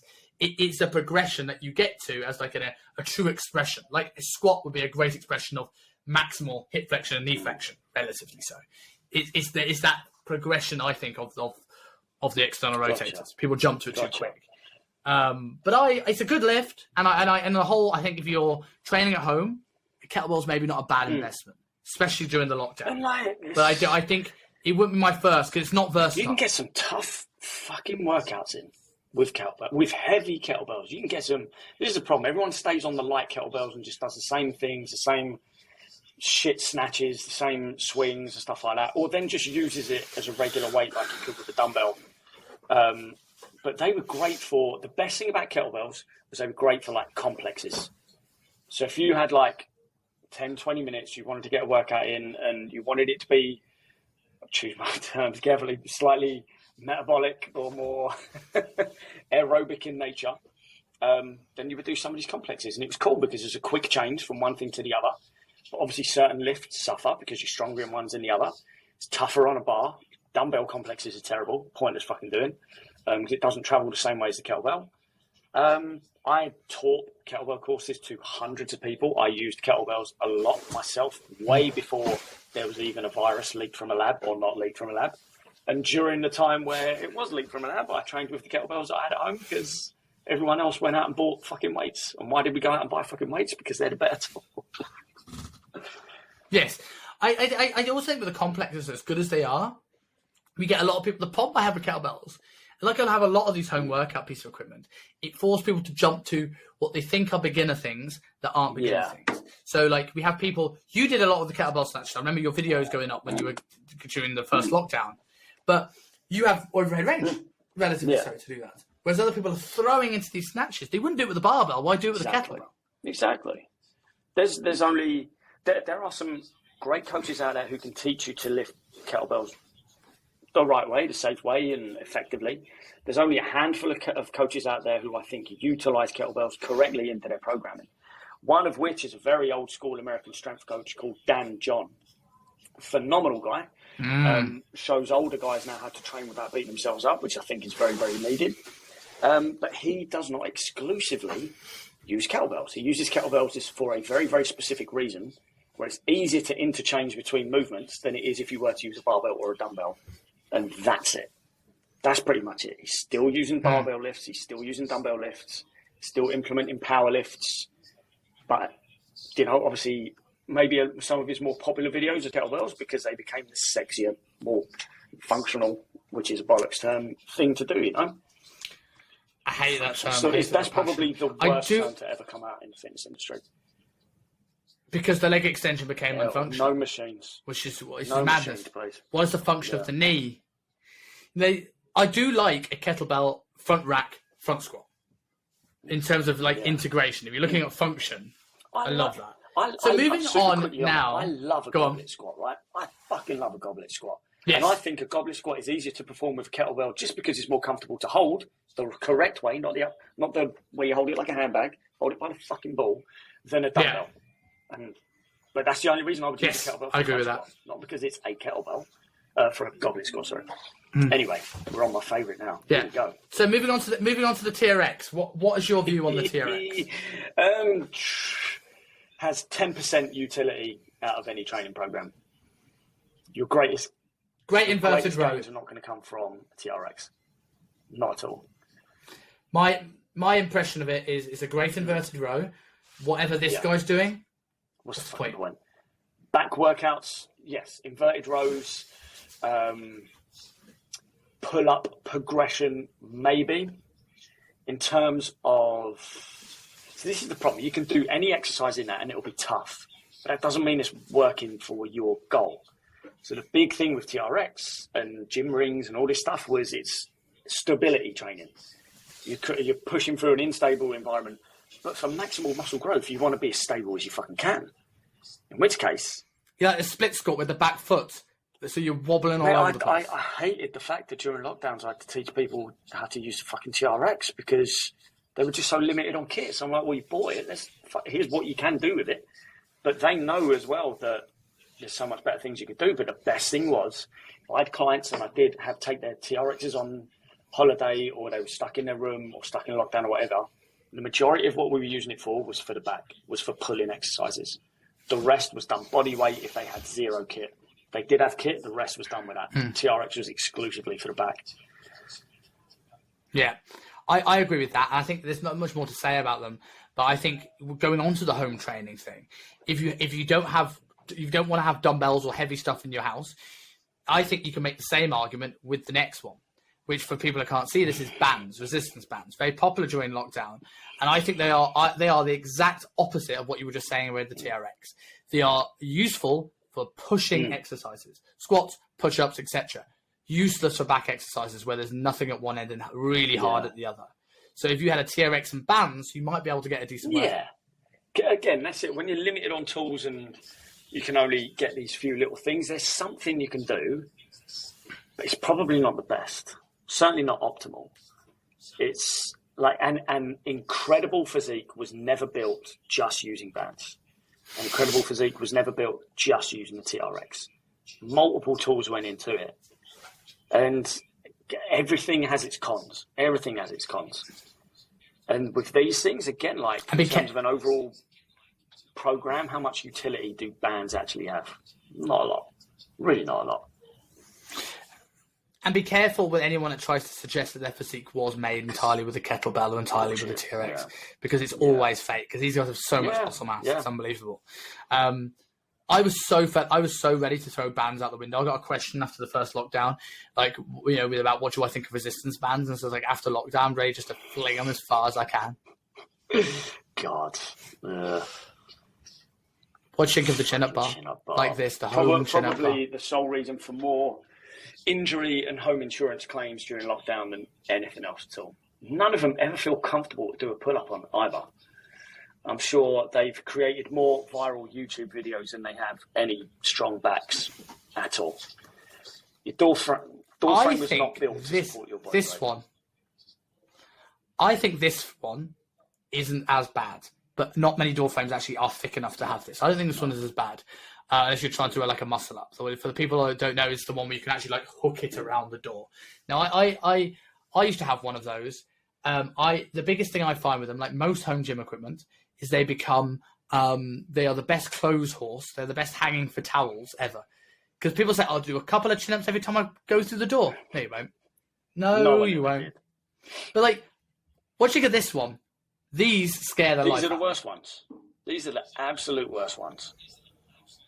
For the people it's the suction on the side of the door pull-up bars. Like, that's never going to stay in place. And all it takes is a slight change in temperature in your house, your door frame's changed. In which case, that pull-up bar suddenly, as we saw multiple videos during lockdown, comes crashing down on top of you. Pointless. Absolutely pointless. So that's the same. That's the I don't same even know what it is. I can't remember what this one was called. But it turned into all these different things that just look phallic in nature, and the movements are very, very sexual. But it got people talking about them, and that's how they got so fucking big. Same company as Shakeweight. Can't remember what that one was called. Watching the Peloton. I get it. If you want to do some cardio at home, cool. essentially a spinning clutch. I've never had one. That's all it is, really. I think it's genius. I think it's a brilliant idea, because what's the biggest problem that people have with cardio is they find it boring, right? And not everyone is into podcasting. Obviously, people listening to this are, but like the thing I find with the Peloton is it gives you a little bit of competition. It means if you're intimidated by the gym, you don't have to go into a class, so you can do it from home. You can get your leaderboard, and it's a subscription model that isn't cheap. From a business perspective, it's fantastic because you learn, you meet people from around the world doing your spin class, and you become reliant on it. I think it's if I had a home gym, I may buy one in the UK because I can't get one here. Because I would be self-motivated to lift weights, but I would not be self-motivated for cardio. And if I had a Peloton bike, it might make me more self-motivated. Makes sense. I would get that in quick while they're probably cheaper. Because the last thing I heard was this company's, don't quote me, not doing so well. But I could be very, very wrong. I could be very wrong on that. I'll buy it and store it at yours for the next 6-7 months before I come back to the UK. Anyway. Yeah. Shut the ab wheel. I fucking love an ab wheel. But it allows you to perform one exercise, which essentially is a plank, really. That's all it's doing. My biggest problem with the ab wheel, I like it for a very, very select few group of people. You are now really loading overhead range, where they might not have it. And two, if this was a pull down or a pullover, you probably would choose a wider handle for this dude, right? The ab wheel, performing ab. It's not a nice position for the shoulder. Is an exercise that 90% of the population want to do when they see an ab wheel, but maybe 0.5% of those people will be actually able to do it. I used to be able to do quite consistently, maybe I still can, a standing ab roll out. But I've never known my spine crack so much on the way up of any exercise in my whole entire life. Yeah. Like, it was such a show-off. 100%. That's all it was. Yeah. It was all lats. Yeah. It was all lats. It was no abs whatsoever. Last couple might be the silliest outside the shake weight. Have you seen this thing? What? So for people who don't know, it's basically a cable attachment you can attach anywhere. But the thing that made me laugh about this is that the marketing for this was the what the astronauts use in space for weight training. Now, there are some incredible inventions that allow people to stay in shape and weight train in space. I agree with this. But here's my biggest thing. Everybody here that's gone on a biomechanics course and understands a little bit about mechanics knows that gravity is a really important thing. Which surely would make this item here redundant. Someone correct me if I'm wrong. I can't believe this is even a thing. I've never even heard of this. I've never seen this before. Wow. Well, the last one you will have definitely heard of, because I think you took it to one of those exclusive parties. Gag balls, they're the best. So jaw size. So how are you trained to have a more chiseled jawline? Nothing to do with your parents or your genetic advantage, is because you're not biting onto a ball gag all day. Would you ever, like, have you ever been considered, thought, can I get a more chiseled jawline and have jaw size? Have I considered it? Of course I have. Of course I have. Yeah, would you do it? Everyone's a sucker for marketing. Would I ever then act on that purchase? Hell no. Because I'm never going to fucking use it. And again, a lot more comes into it. You want a more chiseled jawline? Let's drop £10 first, yeah? That's probably going to do it. And benefit you in multiple ways. The only time I would use one of these is if my sub is getting a little bit too lippy, in which case, gag up and carry on doing what you were doing in peace. That's all.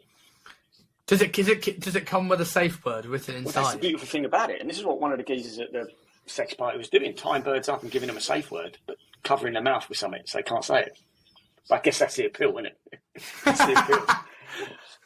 Yeah. Mm. So we've gone through some training ones. I have one more that I think is doesn't fall into the picture route, but I've seen it being promoted recently by a guy online who apparently is the secret to his success, and that is EPOC. Okay. Have you seen this guy? He's all over the ads at the moment. And he says, do you know you can burn calories even when you're not training? It's called EPOC, and we get it through high-intensity intervals. And I'm like, have you looked at how small a calorie burn extra that actually is? One biscuit and you've ruined it. Mate, it's all part of the... I mean, obviously, that's a sexy thing to come out with. It's all part of the literature as well in the original PT courses, that EPOC's the thing that's going to do it, that make it more effective workout. The claims were like, if you do that workout right, whatever right is, your EPOC could be like 48 to 72 hours long. Well, 2-3% more. It makes no fucking, in the grand scheme of things, doesn't make any sense. And in which case you would then be back in the gym doing it again, and that's how you keep your metabolism through the roof for a week straight. Well, you could also still lose fat by not hitting the gym that week and getting your steps in and getting your 8 hours sleep in and actually eating right, regardless of what your fucking workout does. It just doesn't hold up against the things that do actually work to lose weight. Your calorie burn from a workout is negligible compared to calorie burn for your daily overall activity and weekly activity as well.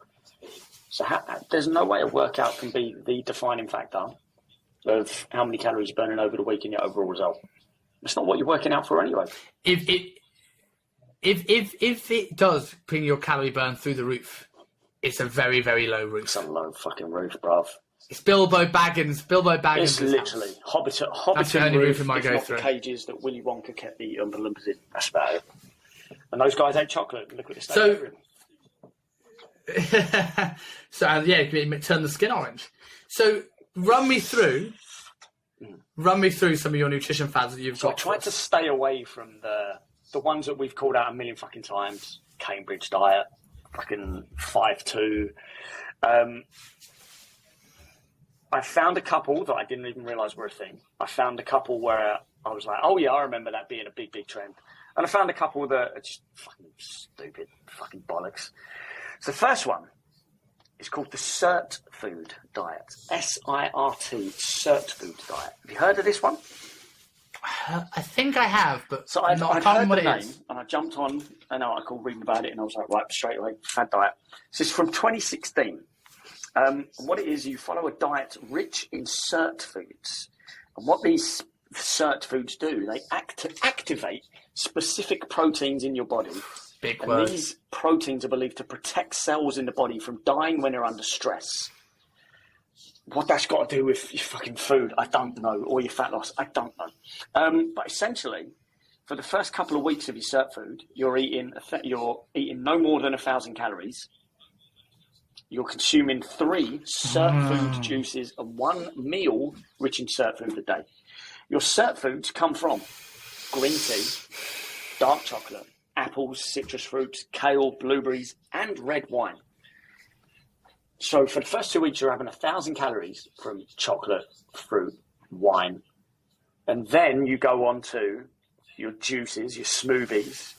Your energy intake then increases to 1,500 calories a day, where you can then have 2 juices and 2 meals. Exciting. And then from then on, I don't know where you go from there. The article's too long for me to bother fucking reading. So essentially, the first couple of weeks, you're having 1,000 calories coming from fruit, red wine, and chocolate. And then you go on to... But it's not about calories. It's about the protein activation. Specific protein activation that ancient Tibetans knew about. Sounds legit. I'm doing it. Where do I sign? Farmer doesn't want you to know about. And that's big PH farmer, not big farmers. Oh, you're now going into V-Shred territory, aren't you?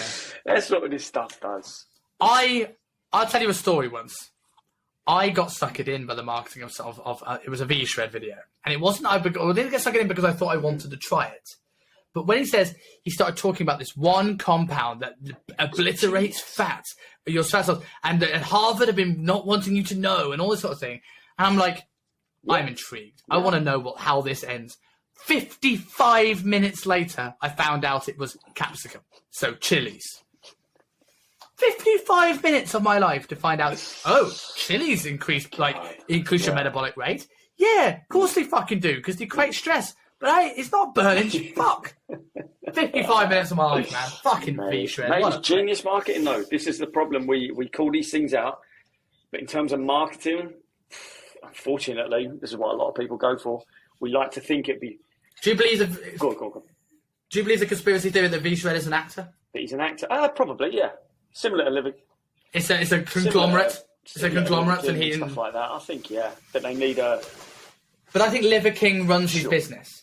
I think V-Shred is a business of the market products, and they get a model to be the person. If we went I don't know if V-Shred is actually. V-Shred was on the scene. There was probably another company and another company before that. There's probably all the same multi-level marketers that are coming up with this stuff, using a model because they're out of shape or skinny or weedy themselves. That are just incredibly clever marketers, really. Which, is a bad thing, obviously, because it's lying to people and taking their money.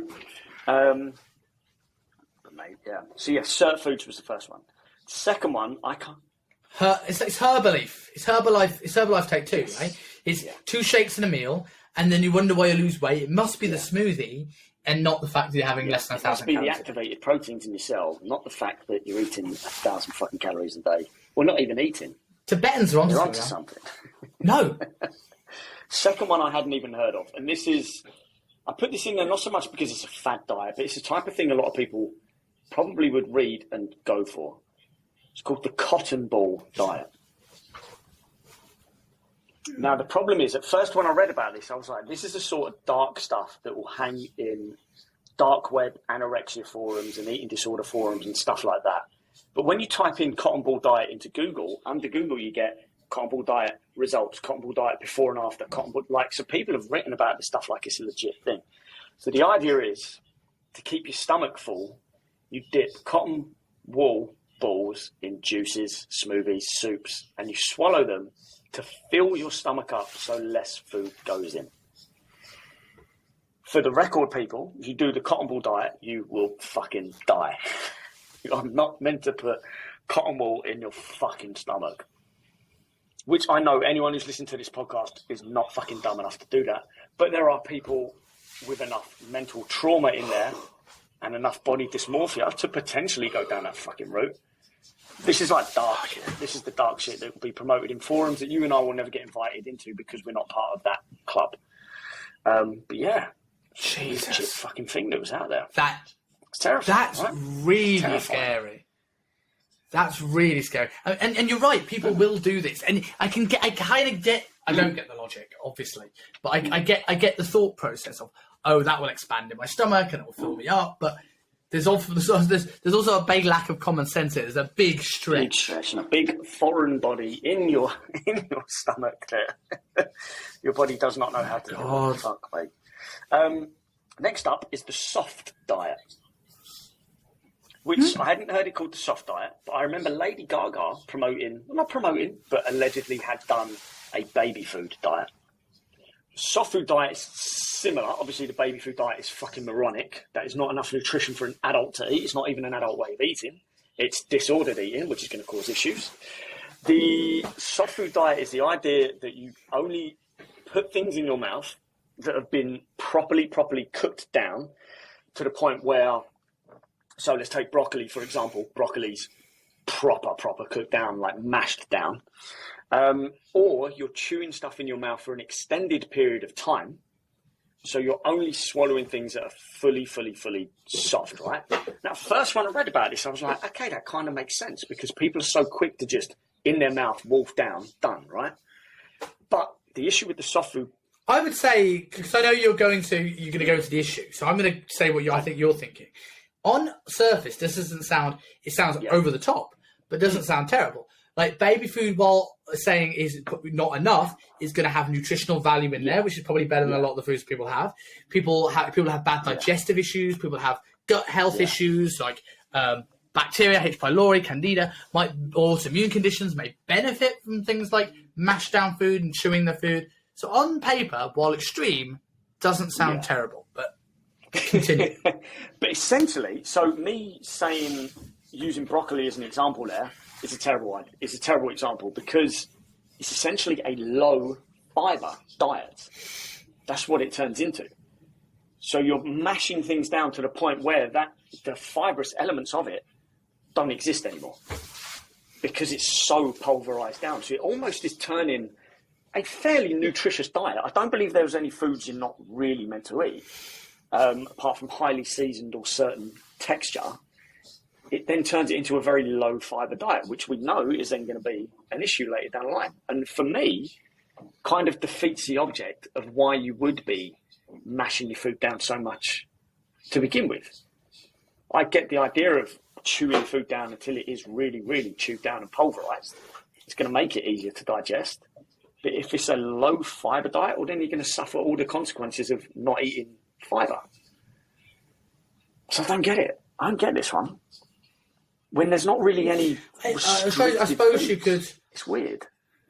I suppose you argue there's a whole bunch of carnivores out there that would say they would dispute this necessity of fiber. And like I actually have a call I did on Monday with someone who follows the carnivore diet, which will be coming out on Monday's show, talking about that. Are you in the belief that do you generally think the fiber has the long-term benefits that is being said by one half of the population, or do you think there's something into these more meat-based, paleo-based, less fibrous vegetables stuff? I think there's merit to both, of course. There are reasons you would eat fibre. Of course there's reasons you would eat fibre.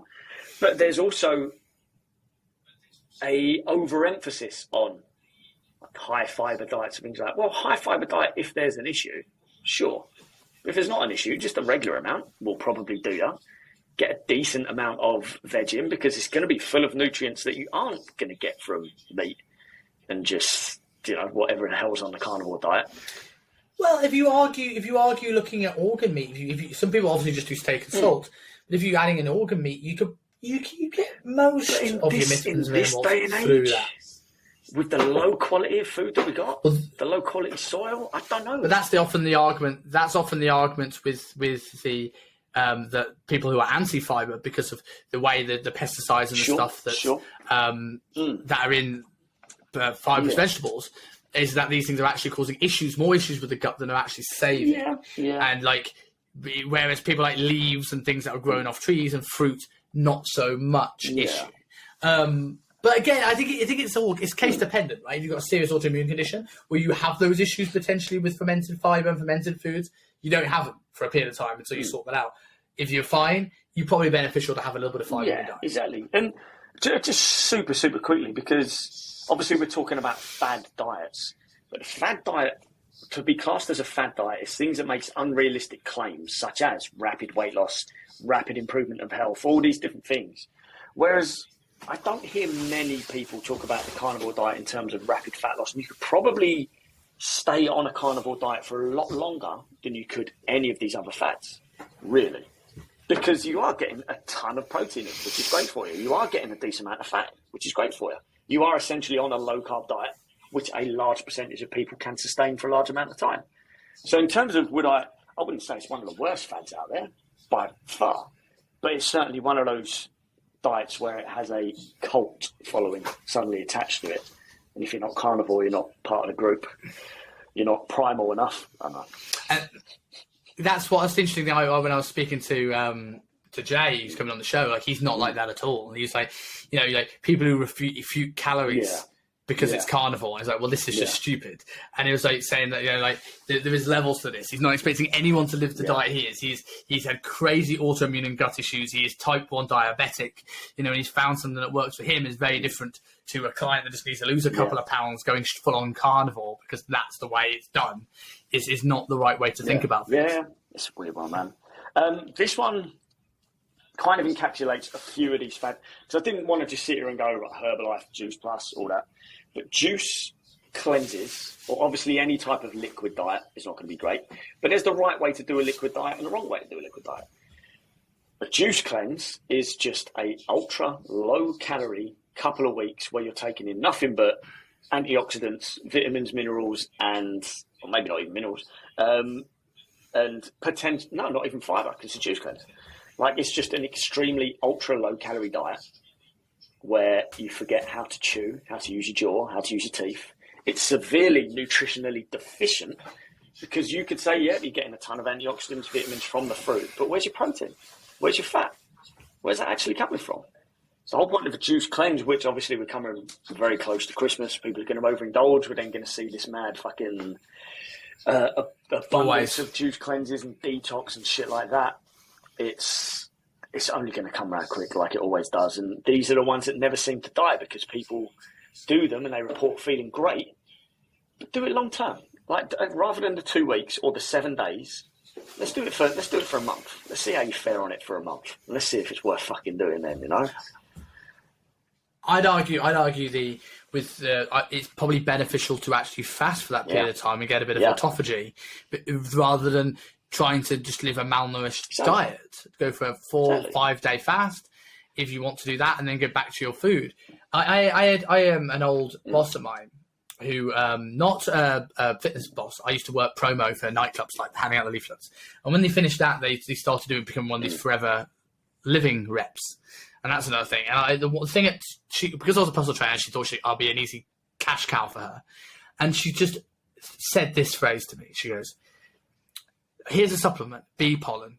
And bee pollen is scientifically proven to give you everything you need to live a healthy life. And I just looked and I went, essential amino acids, essential fatty acids. Like, the term essential and bee pollen does not provide either of those things. God. I just, and this is where I have a problem with the juice diets. Like, I have a great meal replacement shake here to my left that is made by Ant from Shapeshifters, an incredible product, fibers, greens, protein, works.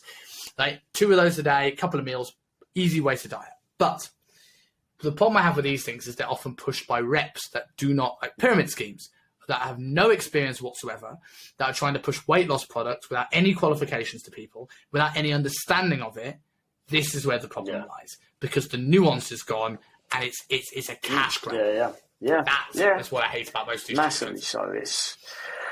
That's what they all turn into. They're all, anyone doing these promoting juice cleanses is also promoting some sort of supplement as well. Which, you know, that's a massive red flag there. Surely the juice cleanse would be enough that you wouldn't need the supplement on top.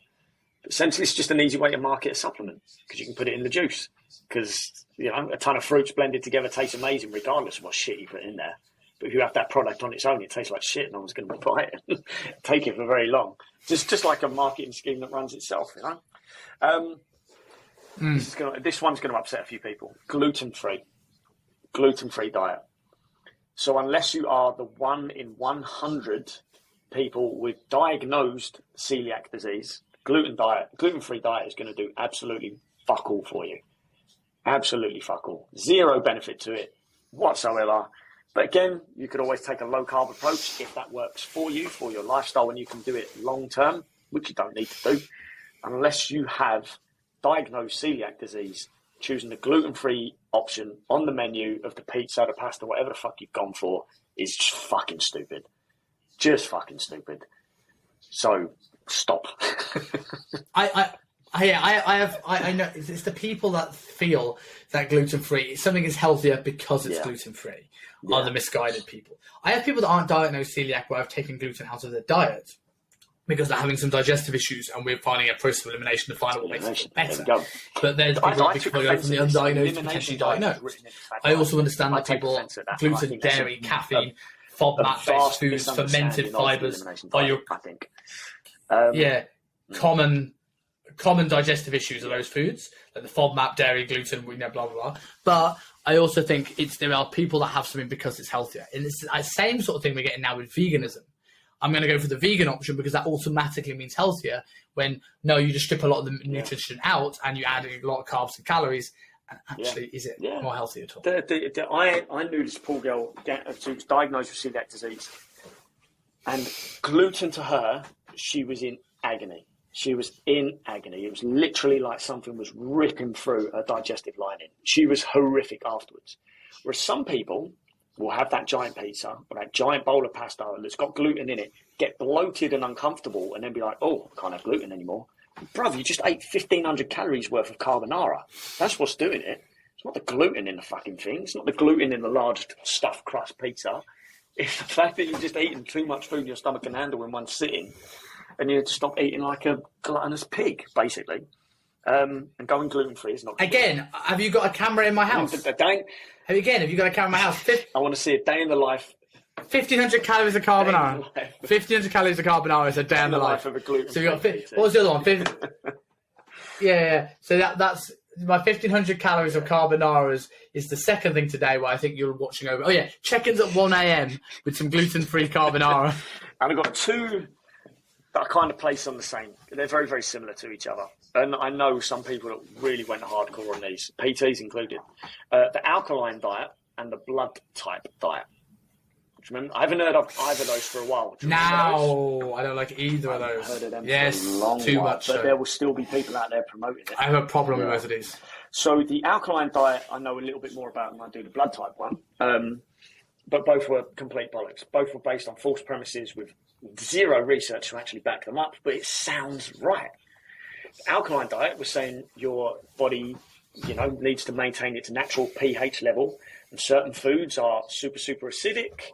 And so you would take more, we need a more alkaline environment, so we would take more alkaline foods so we don't upset the balance, without ever considering the fact that your body naturally maintains that balance, and the food you eat has zero to very, very, very limited effect on your body's pH level. And what was happening is they were measuring... Very worrying if your body doesn't monitor that balance as well. Shit goes really south very quickly. Dead, really, if your body can't maintain that acidic alkaline balance. And people, it's similar with the ketone diet. People are pissing on sticks without thinking that what actually comes out in your urine is not necessarily regulated to what's happening in your blood, in your body at that time, because they're two completely different compounds. So alkaline diet was a completely fucking bollocks one. I know people promoted that one hard. And you're just going in for a boring lifestyle. And it was always the push. Yeah, it's always the push for alkaline as well, right? Whereas if you look at anyone with, GERD and heartburn, often we're pushing them with antacids, and we're talking alkaline diets, and we're talking this. It's often too little beta and HCl. It's too little hydrochloric acid. You need to create a more acidic environment. So it's the opposite of what the alkaline diet is. It's the only evidence I would say in terms of pH levels being an impact on people's health is the other way around. Yeah, exactly. But even so, not really. Like, unless you have esophageal issues. And obviously the blood type diet. Let me get a little bit of info up here, because I didn't know that much about it. I knew of it, and I knew it was bollocks. But I didn't know too much about it. But depending on your blood type, should dictate what you should or shouldn't eat. So if you were a type A blood type, you would eat veg, fruit, grains, beans. You would avoid dairy, meat, fish. And your exercise should be calming exercise like golf or yoga. If you were a type O, meat, poultry, fish, olive oil is what you eat. You avoid dairy, grains, bread, pastas, and you have vigorous exercise like running. But again, when you go deeper into it... Or smoking sex, or solo man sex. When you go deeper into it, there's, again, limited, if not zero, research to actually back up these claims. So how people came up with it to begin with, I don't know. Don't know where these things came from. And it's so un-goal dependent. Yeah. So your type, what was it? Type O was like you had to do non-vigorous exercise, right? So yoga and golf. What if you want to build muscle? If you want to build muscle, what are you going to do? You're going to say you can't do that because of your blood type? No chance. No chance.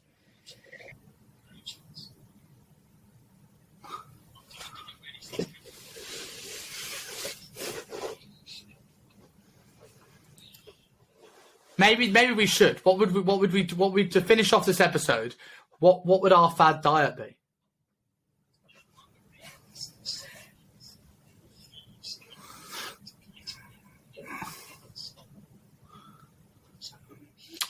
I'm very patriotic, man, as you may have seen from the kilt I wore at the Sevens. So I would probably have the solo man diet. Everything you'd have from a lonely night in.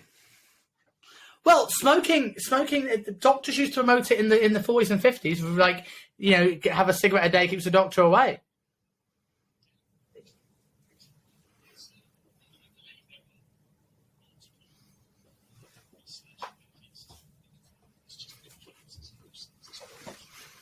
Nicotine, well, this is the thing, like nicotine is a massive appetite suppressant and will help you focus, right? So people often use it to study and people often use it for weight loss.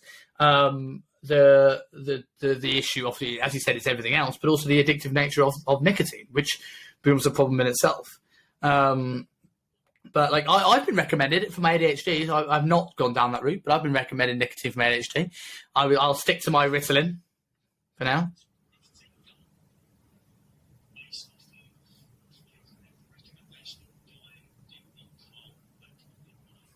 I can't remember his name. Yeah.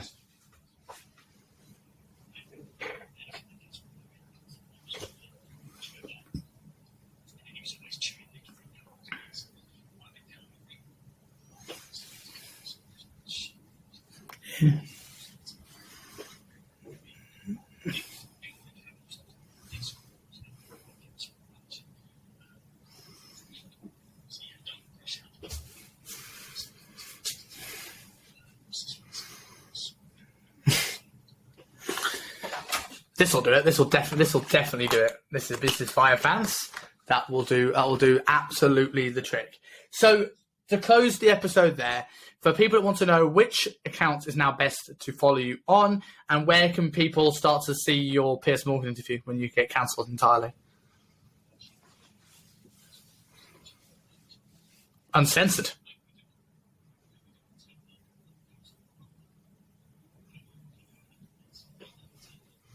Rumble.